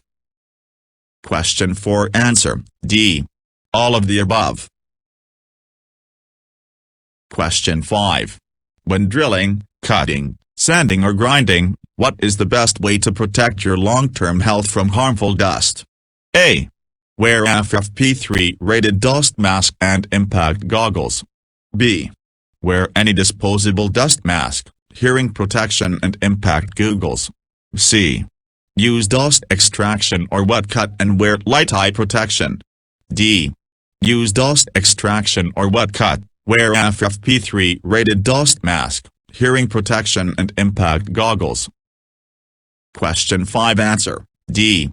Use dust extraction or wet cut, wear FFP3 rated dust mask, hearing protection and impact goggles. Question 6. You have been given a dust mask to protect you against hazardous fumes. What should you do? A. Start work but take a break now and again. B. Do not start work until you have the correct respiratory proactive equipment, RPE. C. Do the job but work quickly. D. Wear a second dust mask on top of the first. Question 6 answer, B. Do not start work until you have the correct respiratory proactive equipment, RPE. Question 7. You have finished your work and need to sweep up the dust created. What should you do? A. Make sure there is plenty of ventilation. B. Dampen down the area. C. Put your protective mask back on. D. All of the above. Question 7 answer, D. All of the above. Question 8. Which of the following do you need to do to ensure that your mask works? A. Check it's the correct type needed. B. Check you are wearing it correctly. C. Pass a face fit test wearing the mask. D. All of the above. Question 8 answer, D. All of the above. Question 9. You are using water as part of dust control and run out. What should you do? A. Carry on as you have nearly finished. B. Stop and refill with water. C. Carry on but get someone to sweep up afterwards. D. Ask everyone to clean the area and then carry on. Question 9 answer, B. Stop and refill with water. Question 10. Which of these activities does not create silica dust, which is harmful if breathed in? A. Break up concrete floors and screeds. B. Sawing timber and plywood. C. Chasing out walls and mortar joints or sweeping up rubble. D. Cutting curbs, stone, paving slabs, bricks and blocks. Question 10 answer, B. Sawing timber and plywood. Question 11. There are many kinds of dust and fumes at work. Breathing them in over time can cause you to develop A. Skin cancer. B. Occupational dermatitis. C. Sore throat. D. Occupational lung disease. Question 11 answer, D. Occupational lung disease.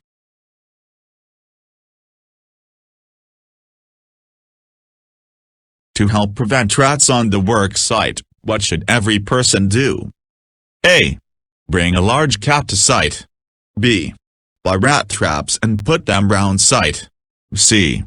They should not leave bit of food lying around the work site. D. Ask the local authority to put down rat poison. Question 1 answer, C. They should not leave bit of food lying around the work site. Question 2. If you breathe in asbestos dust it can cause what? A. Painful joints. B. Lung disease. C. Aching muscles. D. Influenza. Question 2 answer, B. Lung disease. Question 3. The pad test label on a power tool tells you what? A. When the tool was made. B. Who tested the tool before it left the factory. C. When the next safety check is due.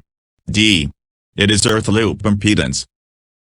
Question 3 answer, C. when the next safety check is due? Question 4. You are walking across the site, which is the best way to avoid having an accident with planned vehicles? A. Get a ride on the planned vehicle. B.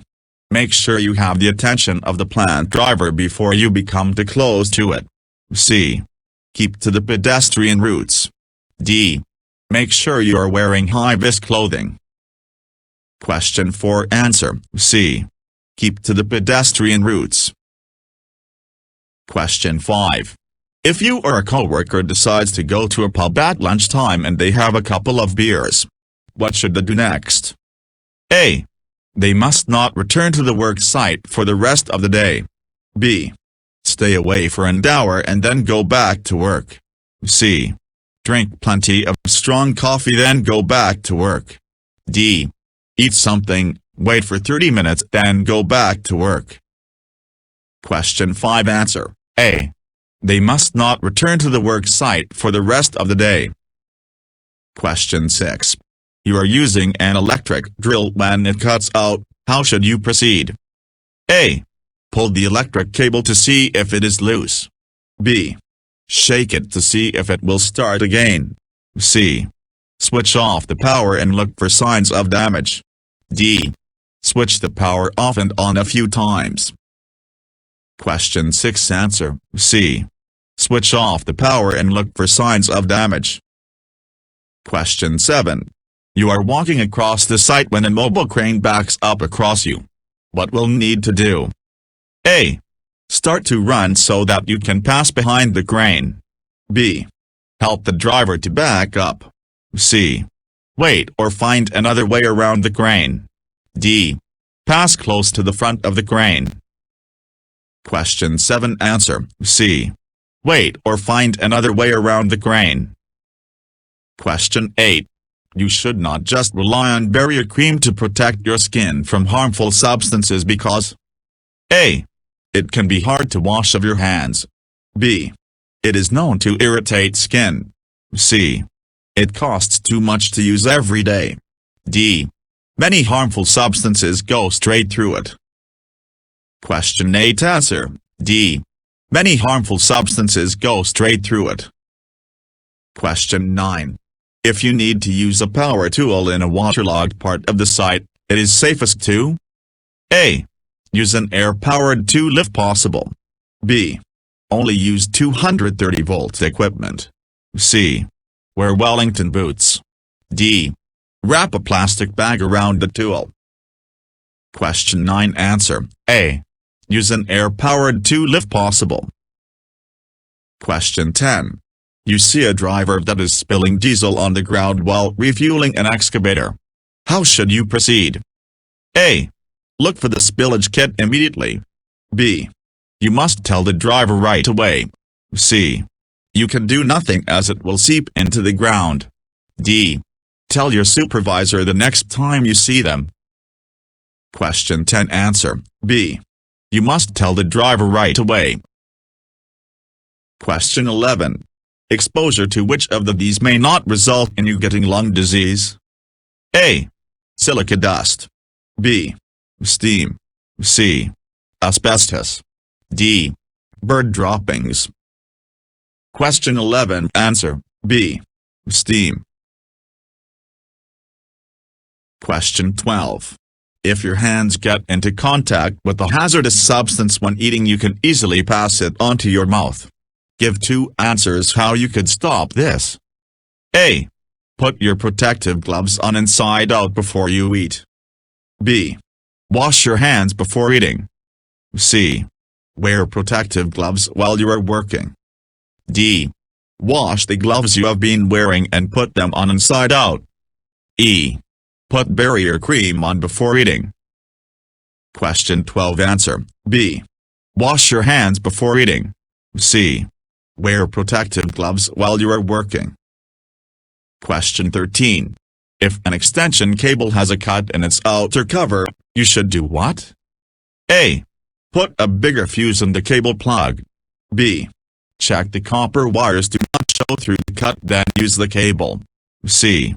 Put electrical tape around the damaged area. D. Report the fault and make sure no one else uses the cable. Question 13. Answer D. Report the fault and make sure no one else uses the cable. Question 14. It is safe to work close to an overhead power line if A. You use a wooden ladder.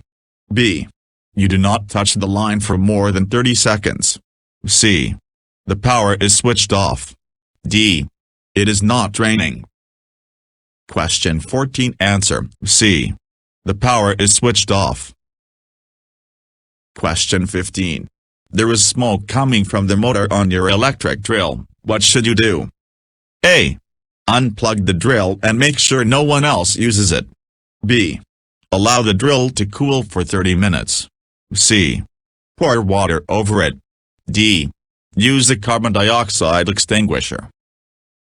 Question 15. Answer A. Unplug the drill and make sure no one else uses it. Question 16. You should use an RCD with 230 volts tool because A. It saves energy and lowers costs. B. It quickly cuts off the power if there is a fault. C. It makes the tool run at safe speeds. D. It lowers the voltage.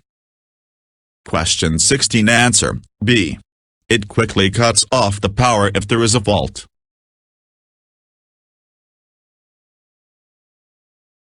Question 1. What does it mean when a work site is given a prohibition notice? A. The work site has to undergo review. B. Your supervisor has been fined for lack of safety protocol. C. The skilled crew members are the only people who can continue working. D. All workers must stop work immediately.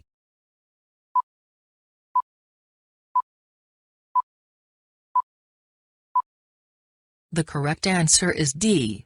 All workers must stop work immediately.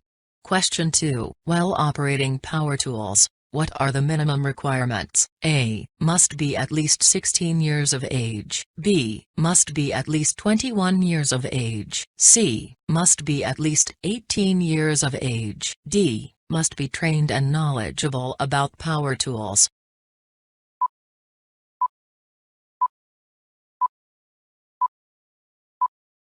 The correct answer is D.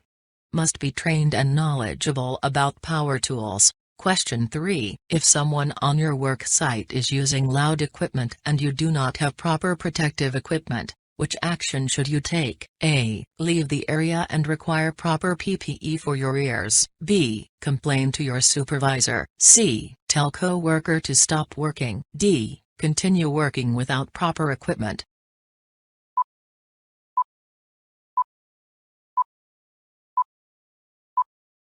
The correct answer is A. Leave the area and require proper PPE for your ears. Question 4. You notice a ladder is damaged, what should you do? A. Put the ladder to the side. B. Use ladder while avoiding the damaged part. C. Stop using the damaged ladder and report broken ladder to co-workers. D. Repair ladder then continue working.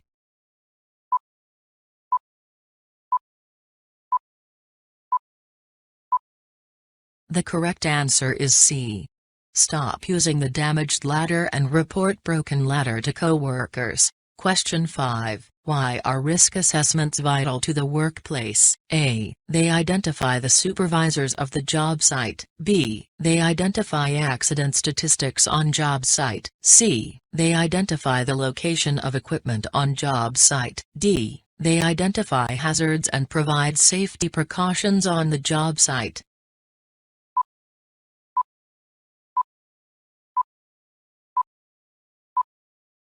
The correct answer is D. They identify hazards and provide safety precautions on the job site. Question 6. What action should you take if a load is too heavy and is unable to break into smaller parts? A. Use a forklift despite a lack of training. B. Carry the load quickly. C. Wait until there is help. D. Drag the load across the job site yourself.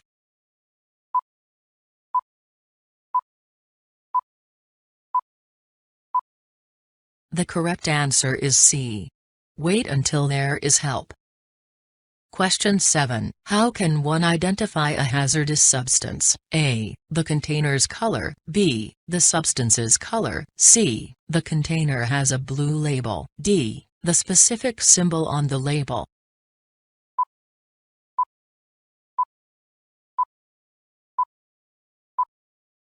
The correct answer is D. The specific symbol on the label. Question 8. What health issues can solvents in paints lead to? A. Headaches and dizziness. B. Lung issues. C. Other issues with the body. D. All of the above.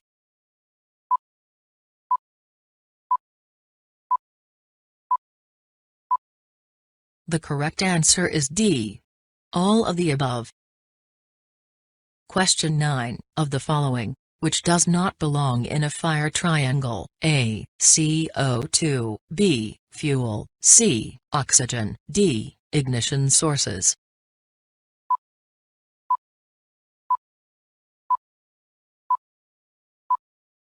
The correct answer is A. CO2. Question 10. Which action below causes the most accidents on work sites? A. Electrocution. B. Poisoning. C. Slips and falls. D. Suffocation.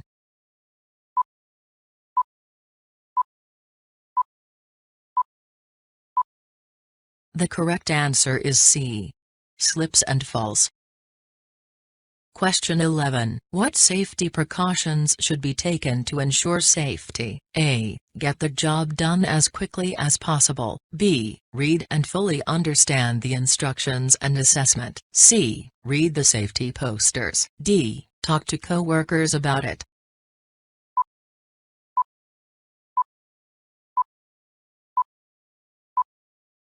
The correct answer is B. Read and fully understand the instructions and assessment. Question 12. Which fire extinguishers are black and cream? A. CO2 and water. B. CO2 and dry powder. C. H2O and foam. D. CO2 and foam.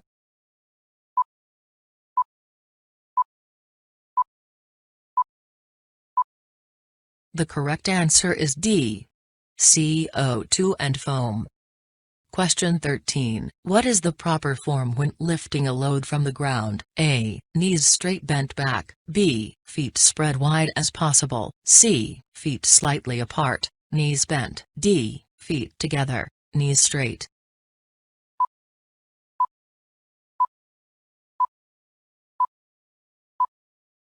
The correct answer is C. Feet slightly apart, knees bent. Question 14. Which of the following people are allowed to activate the fire alarm? A. Anyone who finds the fire. B. A health and safety representative. C. Your supervisor. D. Your manager.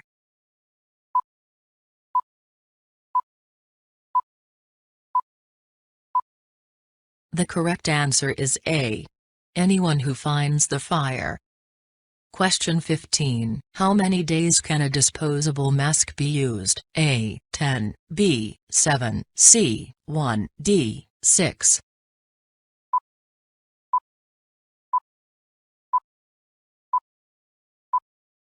The correct answer is C. 1. Question 16. Why is it important to keep a clean workspace? A. Keeps away animals. B. Reduces risk of accidents such as slipping and falling. C. Helps lessen environmental impact. D. All of the above.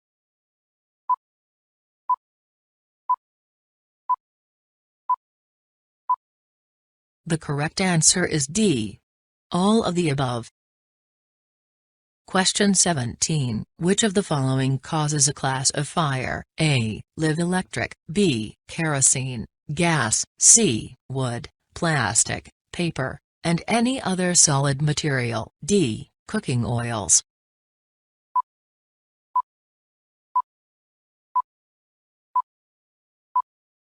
The correct answer is C. Wood, plastic, paper, and any other solid material. Question 18. How can one tell if a substance is asbestos? A. Ask the supervisor. B. Ask your coworkers. C. Sniff the substance. D. Have it tested in a lab.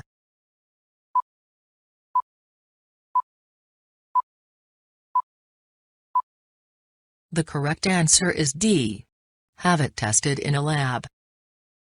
Question 19. What is the best way to see if a load is too heavy for you to lift? A. Check description that is provided with the load. B. Slightly lift load then drop immediately. C. Check to see height of load and determine. D. Calculate the length and height of load.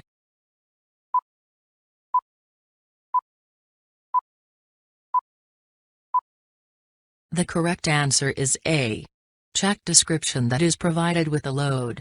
Question 20. What indication is shown by a blue health and safety sign? A. Hazard sign. B. Stop sign. C. Prohibition sign. D. Mandatory sign.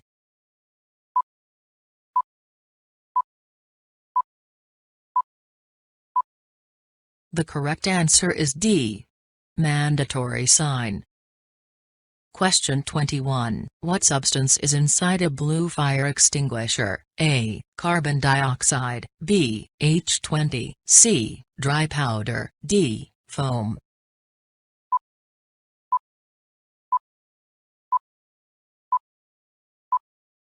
The correct answer is C. Dry powder.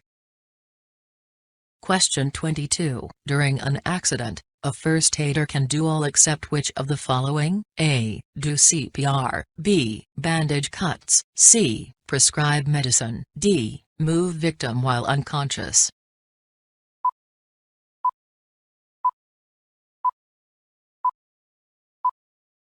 The correct answer is C.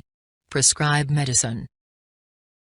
Question 23. Which equipment are given prohibition notices? A. Skilled workers only. B. Should not be used until safe. C. Managers only. D. Supervisors only.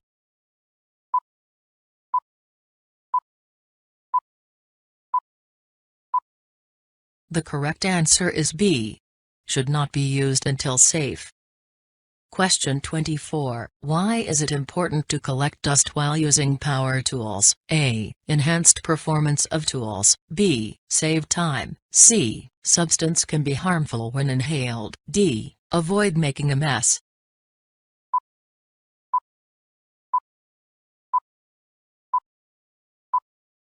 The correct answer is C. Substance can be harmful when inhaled. Question 25. What action should be taken when a fire alarm is set off? A. Locate fire and put it out. B. Hide. C. Pack belongings and go to fire assembly point. D. Go directly to fire assembly point.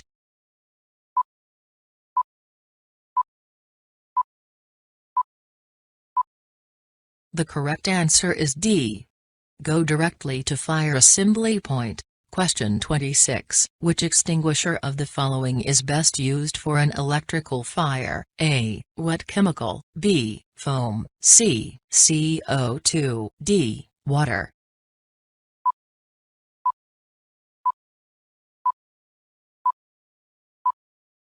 The correct answer is C. CO2. Question 27. While on a building site, who of the following can use a Class 3 ladder? A. Class 3 ladders should not be used. B. Only trained workers. C. Anyone is allowed to use a Class 3 ladder. D. Only supervisors.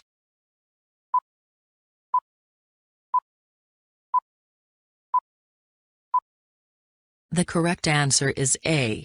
Class 3 ladders should not be used. Question 28. Which person should a serious accident be reported to? A. HSE inspectors. B. The local police. C. An employer. D. The worksite security.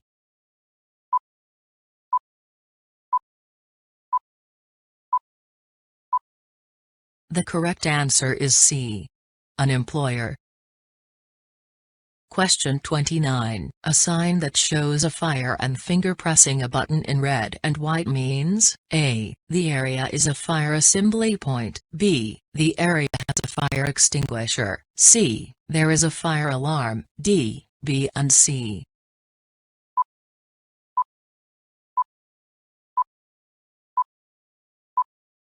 The correct answer is C. There is a fire alarm. Question 30. While putting out an electrical fire, if a CO2 extinguisher is not available, which should you use? A. Dry power extinguisher. B. H2O extinguisher. C. Wet chemical extinguisher. D. CO2 extinguisher.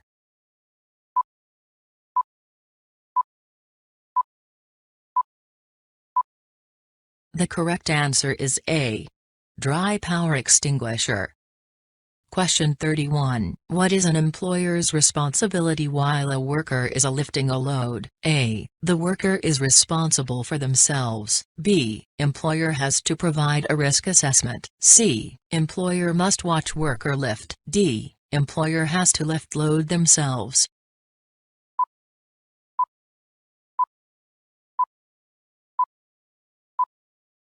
The correct answer is B. Employer has to provide a risk assessment. Question 32. If climbing heights on a ladder makes you uncomfortable, which action should you take? A. Use a shorter ladder. B. Ask a coworker to do the work. C. Talk to the supervisor. D. Only climb as high as you feel like.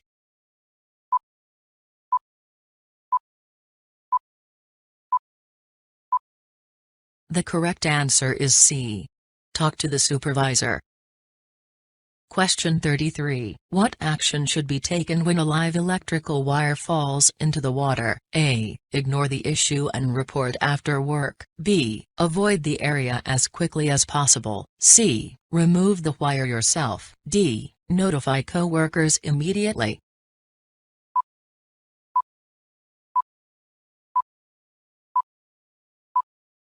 The correct answer is D. Notify coworkers immediately. Question 34. Can hearing loss be reversed after working on a construction site with excessive noise? A. Damage is irreversible. B. Hearing can come back with surgery. C. The hearing will return when you change jobs. D. Hearing repairs self.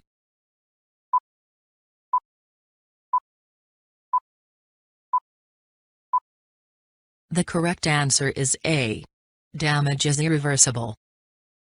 Question 35. Of the following, which is the best definition of a hazard? A. Chemicals that are unlabeled. B. A substance of action that is potentially harmful. C. Cables that are left on the floor. D. Tools that are left on the floor.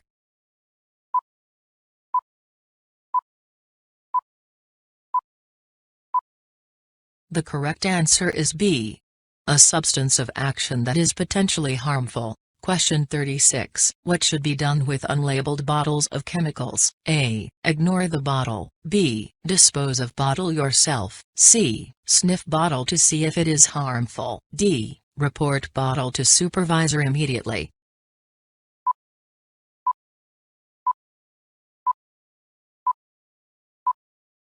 The correct answer is D.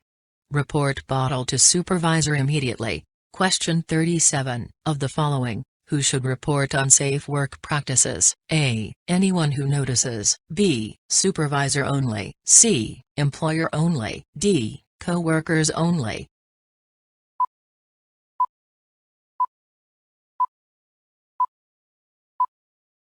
The correct answer is A. Anyone who notices.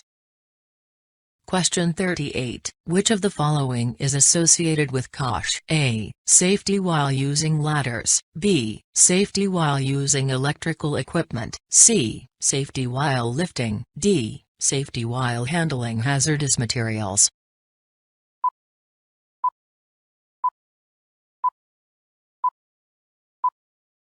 The correct answer is D. Safety while handling hazardous materials. Question 39. What is the safest way to lift a load? A. Feet as close as possible. B. Feet slightly apart. C. Back rounded. D. Back straight.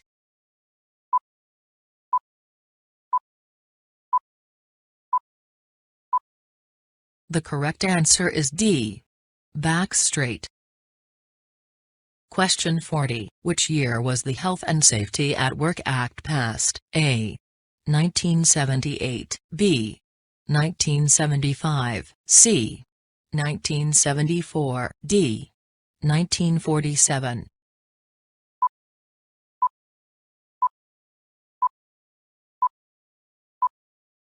The correct answer is C.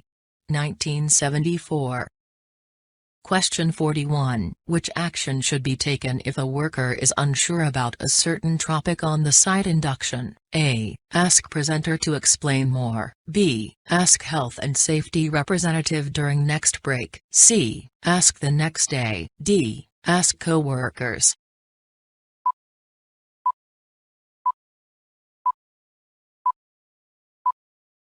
The correct answer is A. Ask presenter to explain more. Question 42. Which of the following are not part of a worker's responsibility? A. Report dangerous work practices. B. Provide a PPE. C. Record risk assessments. D. Discuss concerns over safety.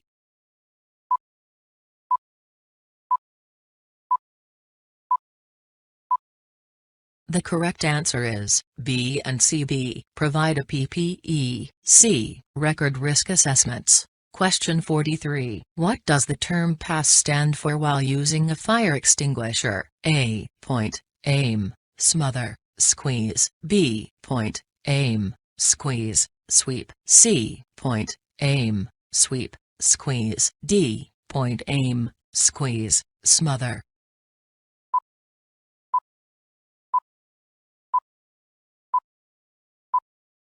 The correct answer is B.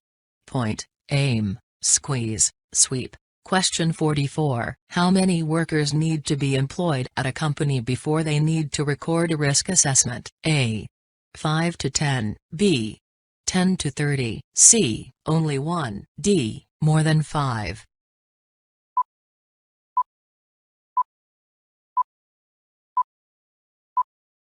The correct answer is D. More than 5.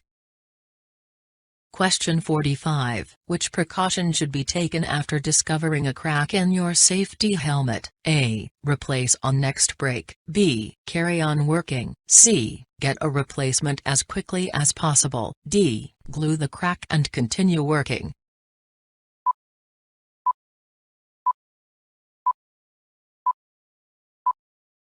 The correct answer is C.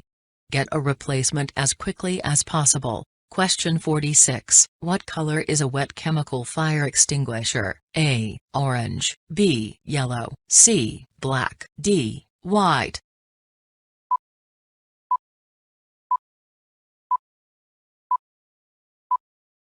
The correct answer is B. Yellow. Question 47. How many times can disposable earplugs be used? A. 3 times. B. Twice. C. Once. D. As many times as you'd like so long as they are cleaned.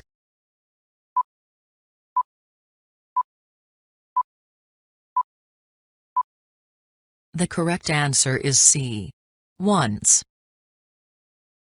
Question 48. When should eye protection be used while working? A. In direct sunlight. B. While using power tools. C. When the site demands it. D. While handling hazardous chemicals.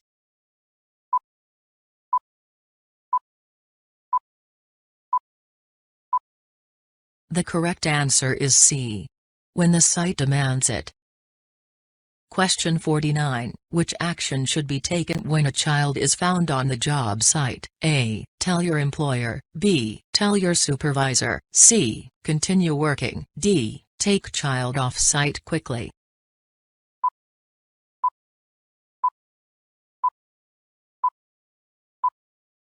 The correct answer is D. Take child off site quickly. Question 50. Which health and safety signs have a triangle shape? A. Smoking sign. B. Hazard sign. C. Prohibition sign. D. Mandatory sign.